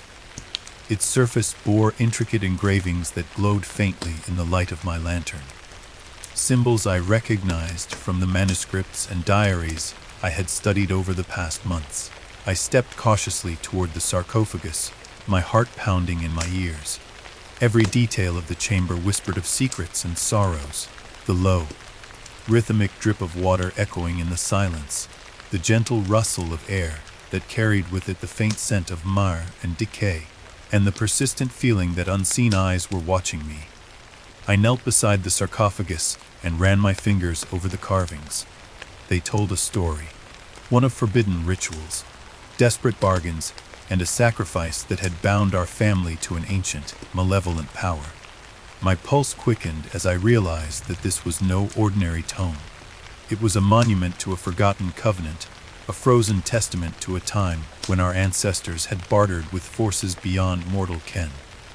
In the flickering light, I noticed a narrow inscription along the base of the sarcophagus, a line of archaic script that I had seen referenced in the ancient volume. I traced the letters carefully, each stroke resonating with a sense of inevitability. The inscription spoke of the eternal debt and of a curse that would live on in every generation unless the truth was finally confronted and the sins of the past absolved. I committed every word to memory, knowing that these words were a key to unlocking not only the secrets of the manor, but the redemption of our family's tormented soul. Rising slowly, I left the sarcophagus and explored further into the chamber. In one shadowed corner, partially hidden by a collapsed archway, I discovered a stone niche containing a set of delicate, ancient scrolls. Their parchment was brittle with age, and the ink had faded to a sepia tone, yet the careful calligraphy was still discernible. Unrolling one of the scrolls with the utmost care, I found detailed illustrations of a ritual, the very ritual that had been mentioned in the manuscripts. one that recounted the sacrifice made under a blood-red moon. The images were both beautiful and horrifying, robed figures encircling a luminous altar, a child's silhouette raised in silent supplication, and a cascade of symbolic motifs that intertwined fate and despair. The scroll was a visual confession, a record of a desperate pact struck in the depths of darkness. As I studied the scroll, I became aware of a low murmur reverberating through the chamber, a sound like the rustle of ancient leaves stirred by a hidden breeze. I looked around, and for a fleeting moment, I thought I saw a shadow move along the far wall, too swift to be human. The presence felt more palpable than ever before, as though the chamber itself were alive with the memory of the long dead. My heart raced, but I forced myself to remain calm, for I knew that every revelation was a step closer to understanding the true nature of our curse. Clutching the scroll carefully, I retraced my steps and emerged from the underground passage into a small antechamber that led back to the manor's service corridors. The transition was jarring. The oppressive darkness of the subterranean world gave way to a dim, musty light filtered through a narrow window. I paused a moment to catch my breath and review my findings in my journal, where I had written down every detail with painstaking precision. The scroll, the inscription on the sarcophagus, and the pervasive aura of melancholy all pointed to one inexorable truth. Our family's suffering was inextricably linked to a bargain made in desperation and sealed with a sacrifice that echoed through the ages. In the days that followed, I devoted myself to a thorough examination of the manor's hidden recesses. I scoured forgotten cellars, examined concealed panels behind dusty portraits, and even ventured into the overgrown gardens where ancient statues bore witness to untold histories.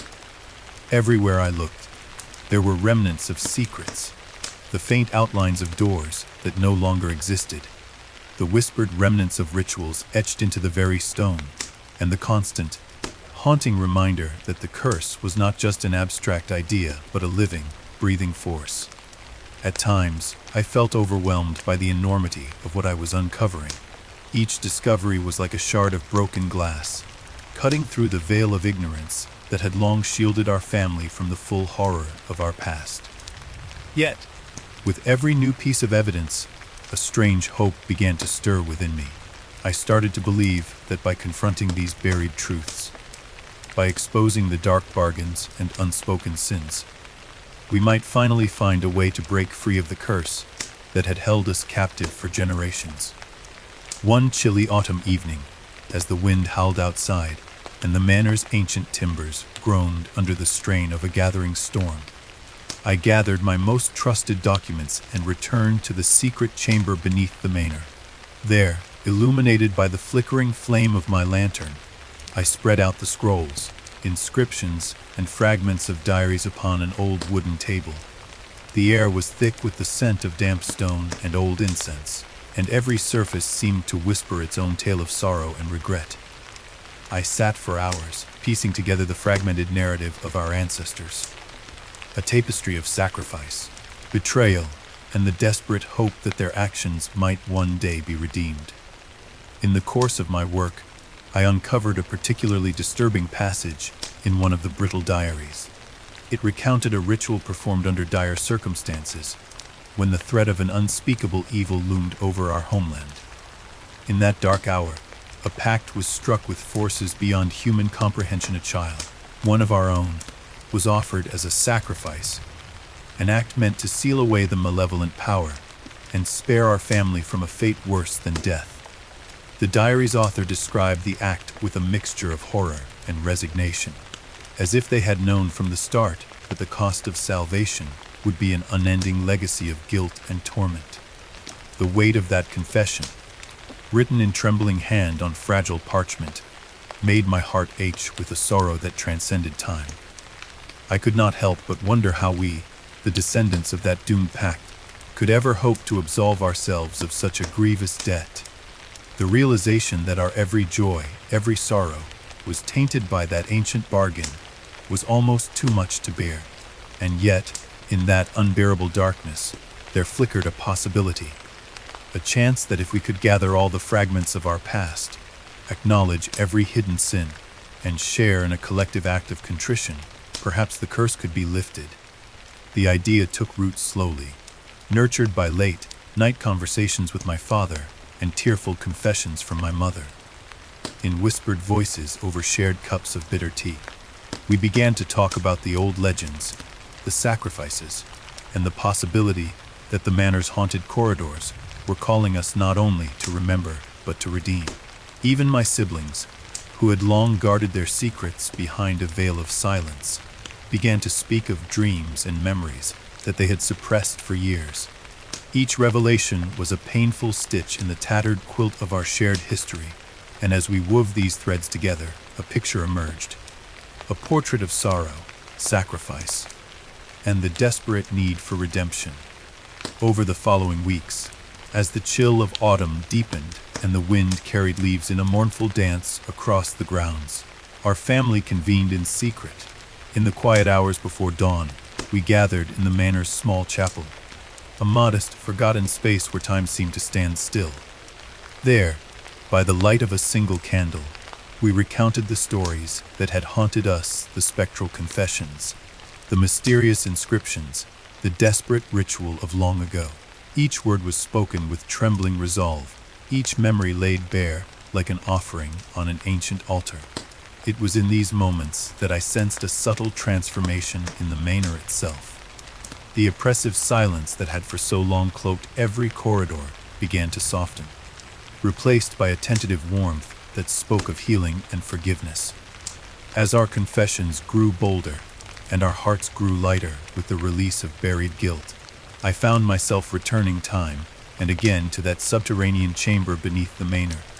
There, in the solitude of stone and shadow, I would sit for hours with my journal, transcribing every whispered memory and every spectral revelation. I began to compile our family's testimony into a single, comprehensive record, a testament to our shared pain and our determined hope for redemption. Every carefully written word, every painstaking detail, was an act of defiance against the darkness that had sought to define us for so long. One night, as a pale moon cast long, silvered shadows through the high, narrow windows of the chapel, I felt an undeniable shift in the manor's presence. The air was charged with a subtle electricity, and for the first time in many long months, the spectral voices seemed to rise in a chorus not of accusation, but of gentle lamentation, a sorrowful melody that suggested that our act of confession had begun to loosen the grip of the ancient curse. I closed my eyes and listened, feeling as though the very walls of Hollow Manor were breathing a sigh of relief, as if acknowledging that, at long last, the long-hidden secrets were being brought into the light. In that charged moment, I realized that the path to liberation was not a single, cataclysmic act, but a gradual process of unburdening the soul, a painstaking, collective journey toward truth and forgiveness. The manor, with all its secrets and shadows, had served as both our prison and our guide, leading us inexorably toward the redemption that lay hidden within our own hearts. Now, as I sit by the window in the quiet after the storm, I reflect on the revelations of these past weeks. The hidden corridors and secret chambers of Hollow Manor have shown us that the true curse was not solely the malevolent force summoned so long ago, but the silence that we maintained in the face of our own pain and guilt. The darkness that once haunted every step of our existence has begun to yield, replaced by a fragile hope that, through the courage to expose our deepest wounds, we might someday step into a future unburdened by the ghosts of our past. I close my journal with a deep, solemn gratitude, knowing that while the journey is far from over, we have taken the first true steps toward liberation. The secrets in the shadows have been unveiled, and in their revelation, they have offered us the promise of redemption. Though Hollow Manor will forever bear the scars of its ancient covenant, I now believe that its legacy need not be one of endless torment, but can instead be transformed into a testament to the enduring power of truth and the healing balm of shared sorrow. I stand and look out over the overgrown garden, where moonlight mingles with the mist and every rustling leaf whispers of change. In that gentle interplay of light and darkness, I see the possibility of renewal, a future where the voices of our ancestors, once shrouded in despair, may finally be heard as echoes of love and hope. And so, with a heart both heavy and hopeful, I resolve to continue this journey. I will chronicle every new discovery, every confession, and every act of forgiveness, so that one day our family might cast off the shackles of the past and embrace a destiny defined not by curse, but by the courage to face our secrets in the shadows. I step away now from the hidden archives and secret corridors, leaving behind the solemn silence of a manor that has finally begun to heal. The darkness still lingers in the corners, and the echoes of long ago sorrows still reverberate in the halls, but they no longer hold us captive. For in the act of revealing our deepest truths, we have taken the first steps toward breaking a cycle that has haunted us for far too long. As I close this chapter of our journey, I carry with me the unyielding belief that even the most terrible curses can be undone when truth is embraced and shared. Hollow Manor, with all its hidden secrets and whispered shadows, will always be a part of us, a constant reminder of the cost of silence and the transformative power of redemption. And so, I vow to continue our quest, to honor the memories of those who suffered in the dark, and to work tirelessly until the curse that has defined our fate is finally laid to rest. I know now that our future depends not on forgetting our past, but on facing it with unflinching honesty. The secrets in the shadows have been brought to light, and with that illumination comes the promise of a new dawn, a dawn in which our family is free to forge a destiny of hope and healing, unburdened by the weight of ancient sorrow. I awoke before dawn, my mind heavy with the dreams of night's revelations and the inescapable pull of memories long suppressed. The manor, with its ancient timbers and whispering corridors, seemed to murmur in the half-light, a constant reminder that the past was never truly behind us. In the quiet of that early morning, I resolved that today would be the day I finally faced the past, no matter how painful or terrifying it might be. For years, I had lived in the shadows of our family's secrets, too frightened or ashamed to confront them.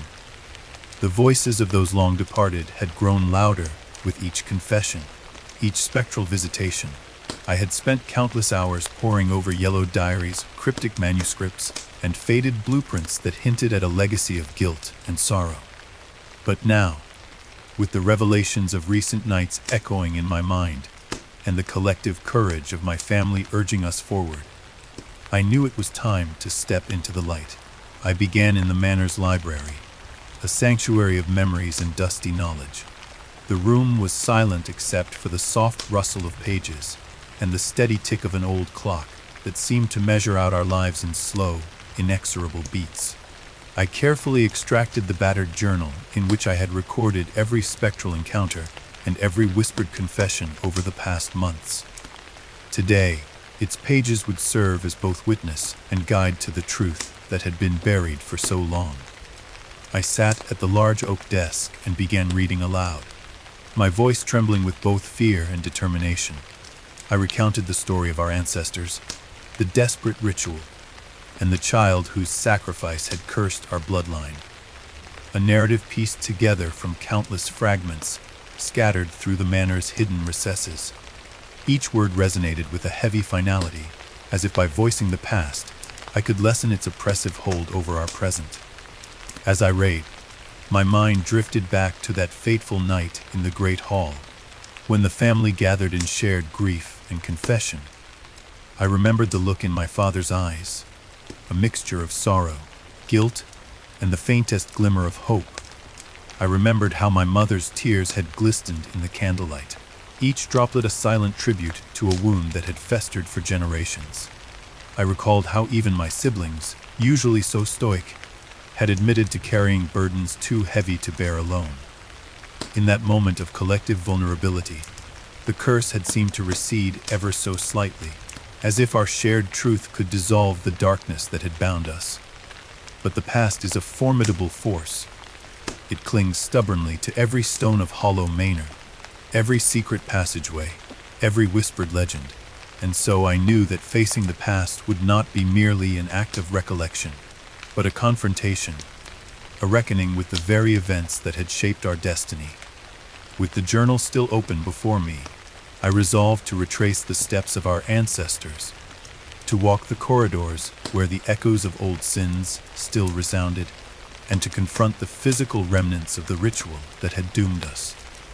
My heart pounded as I stood and left the library, the chill of the early morning seeping into my bones as I navigated the labyrinthine halls. I began with the portrait gallery, a long, narrow corridor lined with the faded visages of our forebears. Their eyes, captured in oil and time, seemed to follow my every move, filled with a melancholy I could no longer ignore. I paused before a particularly somber likeness, a man with eyes that held an unspoken sorrow, whose painted expression betrayed the weight of unspeakable guilt. In that moment I felt a kinship, as if he, too, had once known the terror of a sacrifice made in desperate hope. I murmured a quiet apology into the silence, promising that I would seek to understand, and perhaps even absolve, the sins of the past. My next destination was the secret chamber beneath the manor, the subterranean archive I had discovered after unlocking a hidden door behind a massive tapestry. Descending the narrow, spiraling staircase with only a lantern for company, I was acutely aware of how the air grew colder and heavier with each step. The stone steps echoed beneath my feet as if heralding the arrival of long-forgotten memories.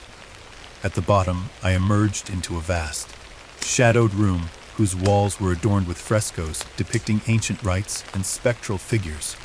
In the center of the room stood a stone sarcophagus, its surface covered in intricate carvings that told a story of sacrifice and binding. I knelt before it, running my fingers over the cold stone, feeling the texture of every engraved line, every sigil that spoke of an unholy pact. Here lay the physical manifestation of our family's curse, a monument to that fatal, desperate night when a life was sacrificed to appease an unspeakable force. I recalled the diary entries that detailed the ritual, the whispered confessions of a long, dead relative who had witnessed the ceremony with tearful horror.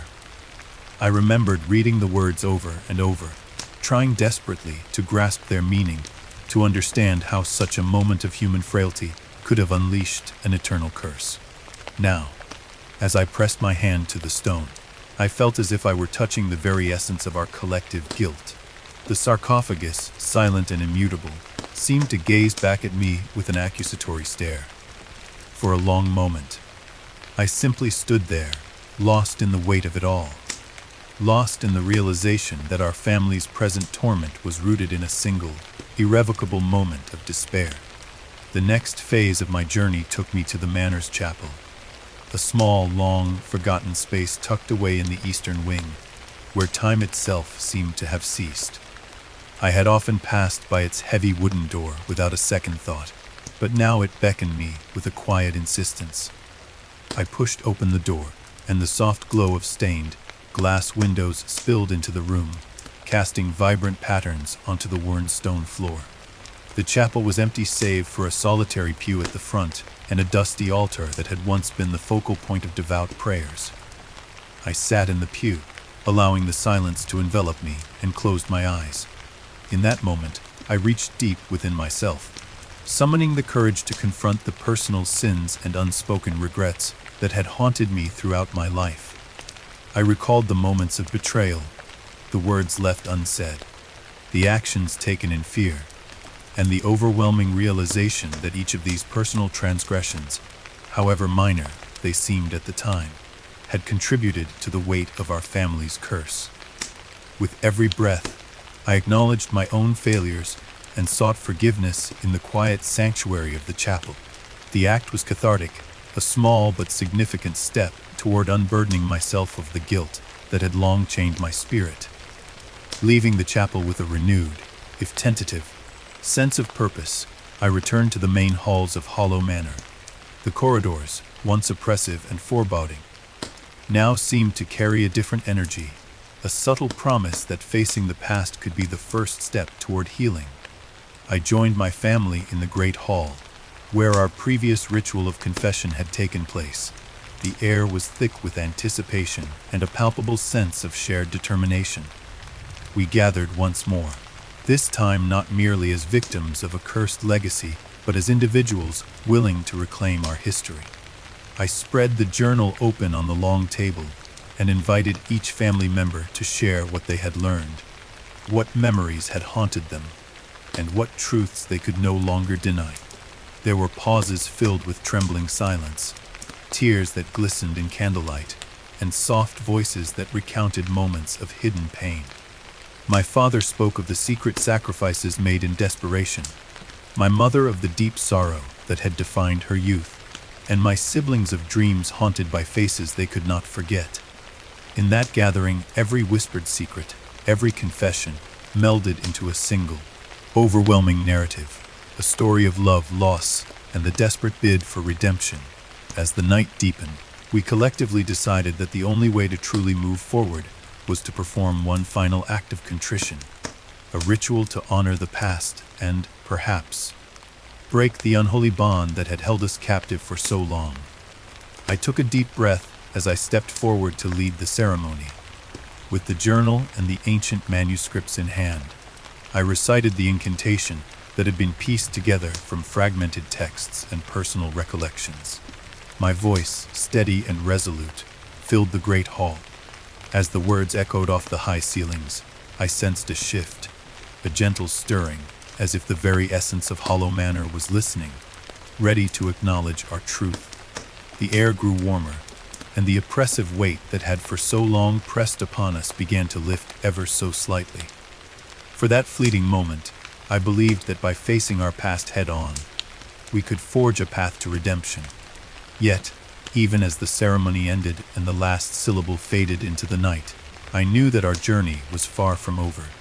The past is a relentless force, and its shadows cling to every corner of our lives. Over the following days, I continued to walk the halls of the manor with newfound resolve. Every creak of the floor, every whisper in the dark, reminded me of the legacy we carried. A legacy that was painful and heavy, but also imbued with the possibility of healing. I began to see the faces of our ancestors not as specters of condemnation, but as mournful witnesses to our struggles. A lineage that had suffered deeply, and yet, through our collective courage, might finally find absolution. I spent hours revisiting the library and the hidden archives, re-examining the documents and inscriptions that had once filled me with dread.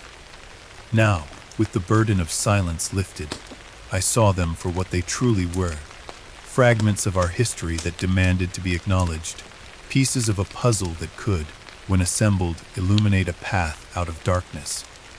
I wrote fervently in my journal, capturing every detail, every insight gleaned from those haunted relics. I felt that by facing each piece of the past, I was slowly reclaiming a part of myself that had been lost to guilt and regret. One crisp morning, as light broke gently over the manor's crumbling facade, I ventured into the overgrown garden. There, amid wild roses and ancient moss-covered statues, I found a quiet spot to reflect. The garden, too, bore the scars of our family's long sorrow. Each weathered stone and each tangled vine whispered stories of long, forgotten sacrifices. I knelt and ran my fingers through the dew-laden grass, silently promising that I would not let the past continue to dictate our future. The act felt like a quiet benediction, a personal vow to honor our history without being imprisoned by it. Later that day, I met with my siblings in the study, where we pored over old photographs and letters that chronicled our family's journey through decades of joy and despair. We laughed softly at moments of unintentional humor, and we wept for the losses that time had not healed. In those intimate exchanges, I saw that facing the past was not a solitary act of penance, but a collective healing, a process that bound us together and offered a glimpse of a future unburdened by endless regret. As dusk fell once more and I returned to my room, I felt a deep sense of melancholy tempered by hope. The spectral revelations, the whispered confessions, and the long hidden documents had all led me here, to a place where I could finally meet the past face to face. I opened my journal one last time that evening and began to write a final entry for this chapter of our journey. A summation of the revelations, the pain, and the hard-won resolve that had grown from our collective courage. I wrote of the need to embrace every aspect of our history, even the darkest parts, for it was only by understanding our origins that we could truly free ourselves from the curse that had shadowed our lives. In those final lines, I promised myself and my family that we would continue to seek the truth, to honor the memories of those who had suffered, and to work tirelessly to mend the wounds of the past. I vowed that our legacy would no longer be defined by sorrow, but by the resilience and love that had carried us through the darkest of times. The words flowed onto the page as a quiet litany of hope, a declaration that the past, however painful, was a necessary foundation upon which a better future could be built. Now, as I set down my pen and closed my journal, I feel both exhausted and invigorated. The journey of facing the past has been long and fraught with tears and terror, but it has also revealed to me the strength of our family's spirit. Hollow Manor, with all its haunted corridors and echoing memories, remains a part of us, but no longer is it solely a prison of ancient guilt. It has become a testament to our willingness to confront even the most painful truths, a monument to the possibility that redemption lies in the honest, unflinching acceptance of our history. Standing at the threshold of a new day, I take one last look at the manor's imposing silhouette against the soft glow of sunrise. I know that the scars of our past will always be with us, etched into our hearts as indelible reminders of what we have endured. Yet I also know that by facing those scars, by acknowledging every mistake and every sorrowful sacrifice, we have begun to heal. The curse that once bound our family has loosened its grip, replaced by the tender hope that truth, compassion, and shared forgiveness can ultimately lead us into a future unburdened by the sins of our ancestors. I step forward now with a quiet determination, ready to continue this journey with my family by my side. Together, we will face whatever ghosts remain, not as victims of a tragic legacy, but as survivors committed to writing a new chapter in our family's story. A chapter defined not by the weight of ancient guilt, but by the light of understanding and the promise of a better tomorrow. I still remember the moment when the last shadow of doubt lifted from my mind. The moment when, after endless nights of dread and countless hours of painstaking investigation, the full truth of Hollow Manor's legacy was laid bare before us. It was as if the manor itself had exhaled a long-held secret and, in doing so, offered a final chance at redemption. Standing in the grand, echoing hall, with my family gathered around me in solemn silence, I realized that we were about to face the culmination of every sorrowful confession, every spectral visitation, and every hidden passage we had so carefully explored. The night had been unusually still. Outside, the wind had died down and even the rain had ceased, leaving the ancient estate shrouded in a heavy, expectant quiet. Inside, the manor's corridors seemed to glow faintly with an otherworldly luminescence, as though each stone, each carved panel, was ready to tell its part of the story. My heart pounded in my chest as I stepped forward, clutching my journal and the worn volume of ancient manuscripts that had guided our investigations from the very beginning. Every step felt like a step into destiny, a final journey into the dark heart of our ancestral curse. In that moment, I recalled all that had led us here. I remembered the first inexplicable whisper in the corridor, the discovery of secret alcoves in the library, and the spectral confessions delivered by voices that seemed to know our innermost fears. I remembered the hidden passages that wound beneath the manor like veins, carrying with them the ancient memories of long-dead ancestors. And I remembered, most painfully, the sacrifice, a child given in a desperate bargain meant to shield us from an even greater evil. That terrible act, hidden in the folds of time and cloaked in silence, had bound our family to a curse that haunted us for generations. Now, in the luminous hush of this final night, every hidden truth converged upon us. My family stood united. My father, whose stoic resolve had weathered so many storms yet now shone with a quiet determination. My mother, whose sorrowful eyes had seen too much loss to ever fully smile again, but who now bore a glimmer of hope. My siblings, each scared by memories of guilt and regret, but ready to embrace the truth, and even little Eliza, whose once frightened gaze had grown wiser through the terrible burden of our legacy.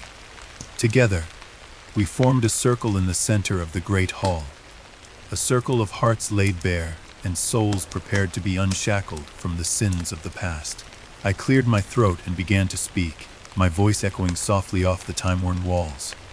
"We have journeyed far," I said, "and we have seen horrors that have defied our understanding. We have uncovered secrets buried in stone and whispered in the wind. Now is the time to unmask our legacy, to face the truth of our past, and to free ourselves from the curse that has haunted us for so long." My words hung in the air like fragile promises. As I continued, I recounted in measured tones the events that had brought us to this precipice. I spoke of the ancient volume, its faded ink revealing a ritual performed beneath a blood-red moon, a desperate act of sacrifice that had bound a malevolent force to our bloodline. I recounted the spectral confessions that had shattered our illusions, the revelations from hidden scrolls and cryptic inscriptions etched in the manor's cold stone. With each word, I felt the weight of generations lift, if only a little, from our collective shoulders. Then, with a steadying breath, I turned to the one document that had long been the most elusive, a single, final entry hidden within a battered diary, its pages nearly devoured by time. In it, a long-forgotten relative had recorded the truth of the ritual in stark detail. The chosen child was not a random sacrifice, but a deliberate act orchestrated by a secret branch of our family. The diary revealed that one among us was marked by destiny, a descendant whose blood had been intertwined with the ancient pact from its very inception. The words were chilling in their clarity. Our curse was not a mere misfortune handed down by fate. It was the result of a bargain struck in blood, and its cost had been borne by one of our own from the very beginning. A heavy silence fell over the hall as the significance of those words sank in. My eyes met those of my father, and in that moment, I saw in his gaze a sorrowful acknowledgement of a truth he had long tried to bury.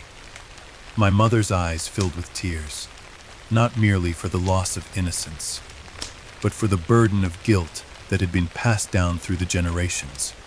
My siblings looked away, each of them haunted by the realization that the sins of the past were their own to bear.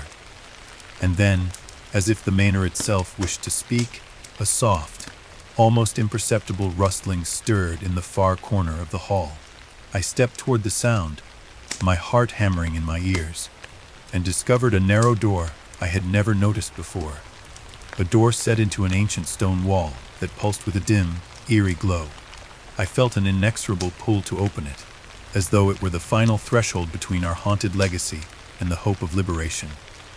With trembling hands, I grasped the cold iron handle and slowly pushed it open. Beyond, I found a small, circular chamber bathed in a gentle, silver light that seemed to emanate from the very air itself.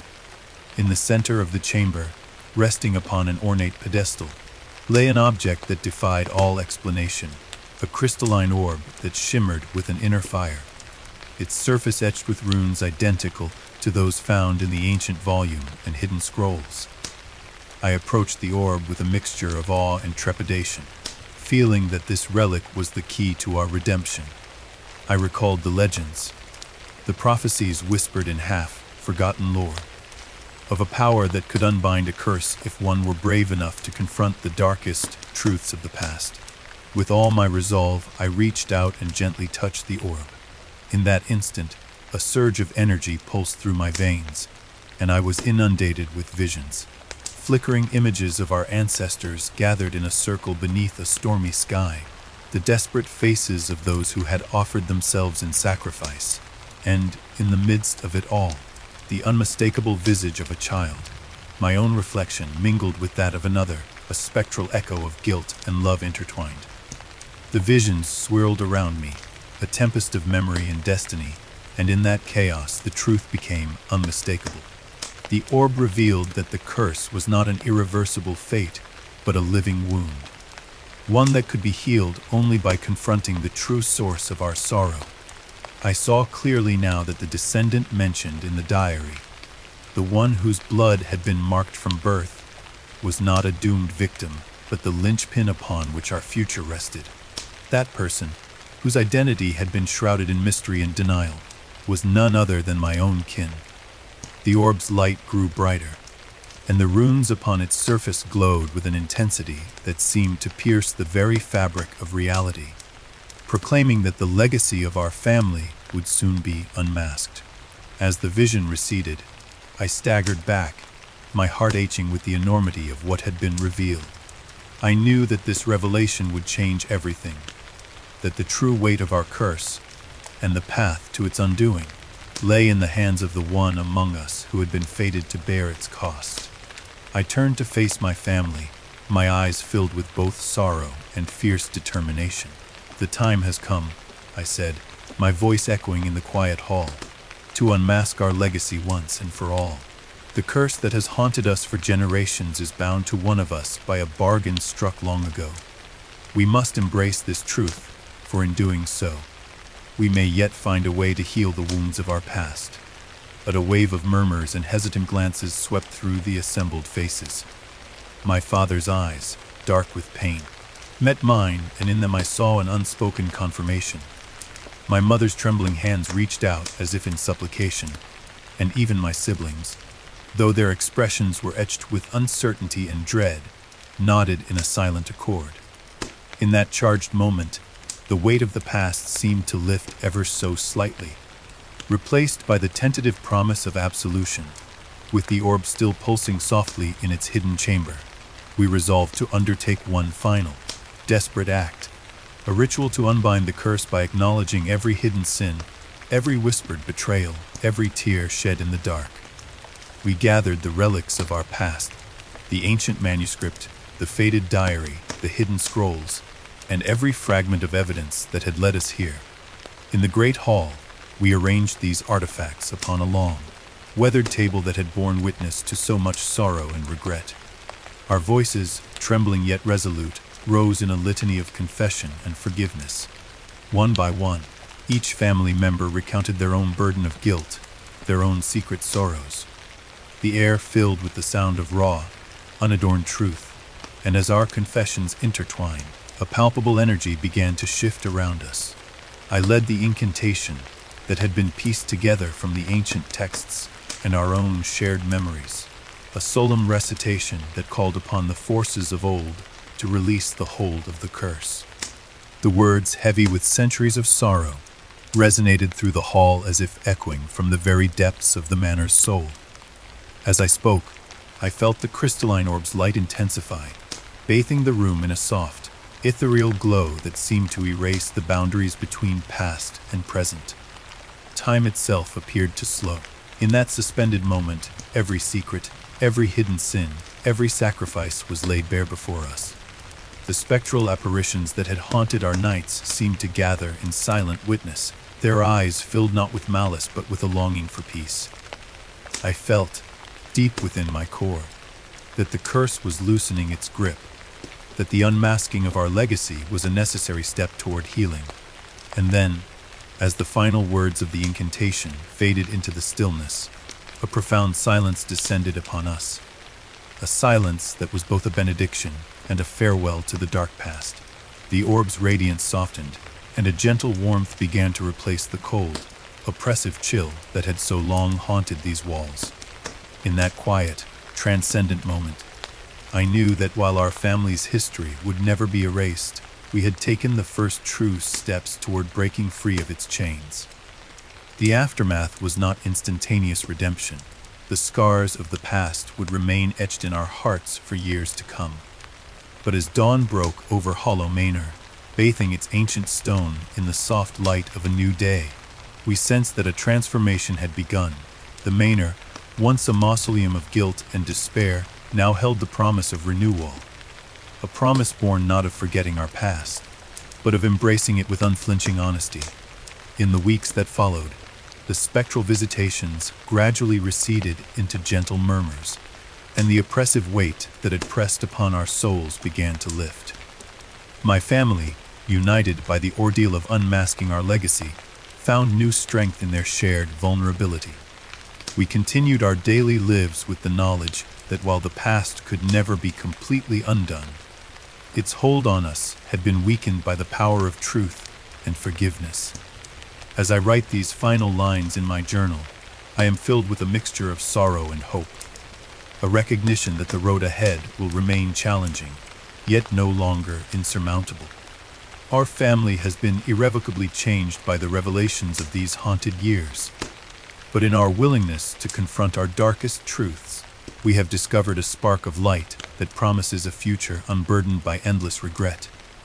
Hollow Manor, with all its spectral echoes and ancient secrets, will forever be a part of us, a reminder of the price of silence and the transformative power of shared redemption. Now, as I stand at the threshold of this new chapter, I feel a quiet determination steering within me. The unmasked legacy of our family is not simply a tale of sorrow and sacrifice. It is also a testament to our resilience and our capacity for renewal. Though we have borne the weight of our ancestors' sins for far too long, we now hold in our hearts the knowledge that the curse can be undone, not by forgetting our past, but by facing it with courage, compassion, and an unyielding commitment to forge a better future.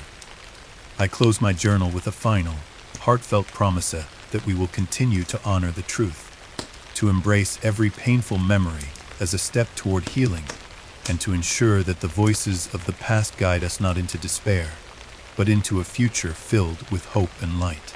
As I take one last look at the ancient walls of Hollow Manor, bathed in the gentle glow of morning, I know that our journey is far from over. But now, we walk forward together, unburdened by secrets, unshackled from the curse, and ready to write a new chapter in our family's story. In the soft radiance of a new day, I step away from the hall where we unmasked our legacy, my heart both heavy with remembrance and light with possibility. The manor stands as a silent sentinel, a monument to a history that we can no longer escape, but also as a beacon of the hope we have found in confronting our truth. Our legacy, once veiled in darkness, now shines with the promise that even the most terrible curses can be transformed by the healing power of truth and forgiveness. This is our final reckoning, the unmasked legacy of Hollow Manor, revealed at last in the cold light of day, will guide us into a future where the sins of the past no longer dictate our destiny. And so, with trembling hands and a resolute heart, I step forward into that future, determined to forge a new path. A path defined not by the shadows of our ancestors, but by the luminous strength of our shared redemption.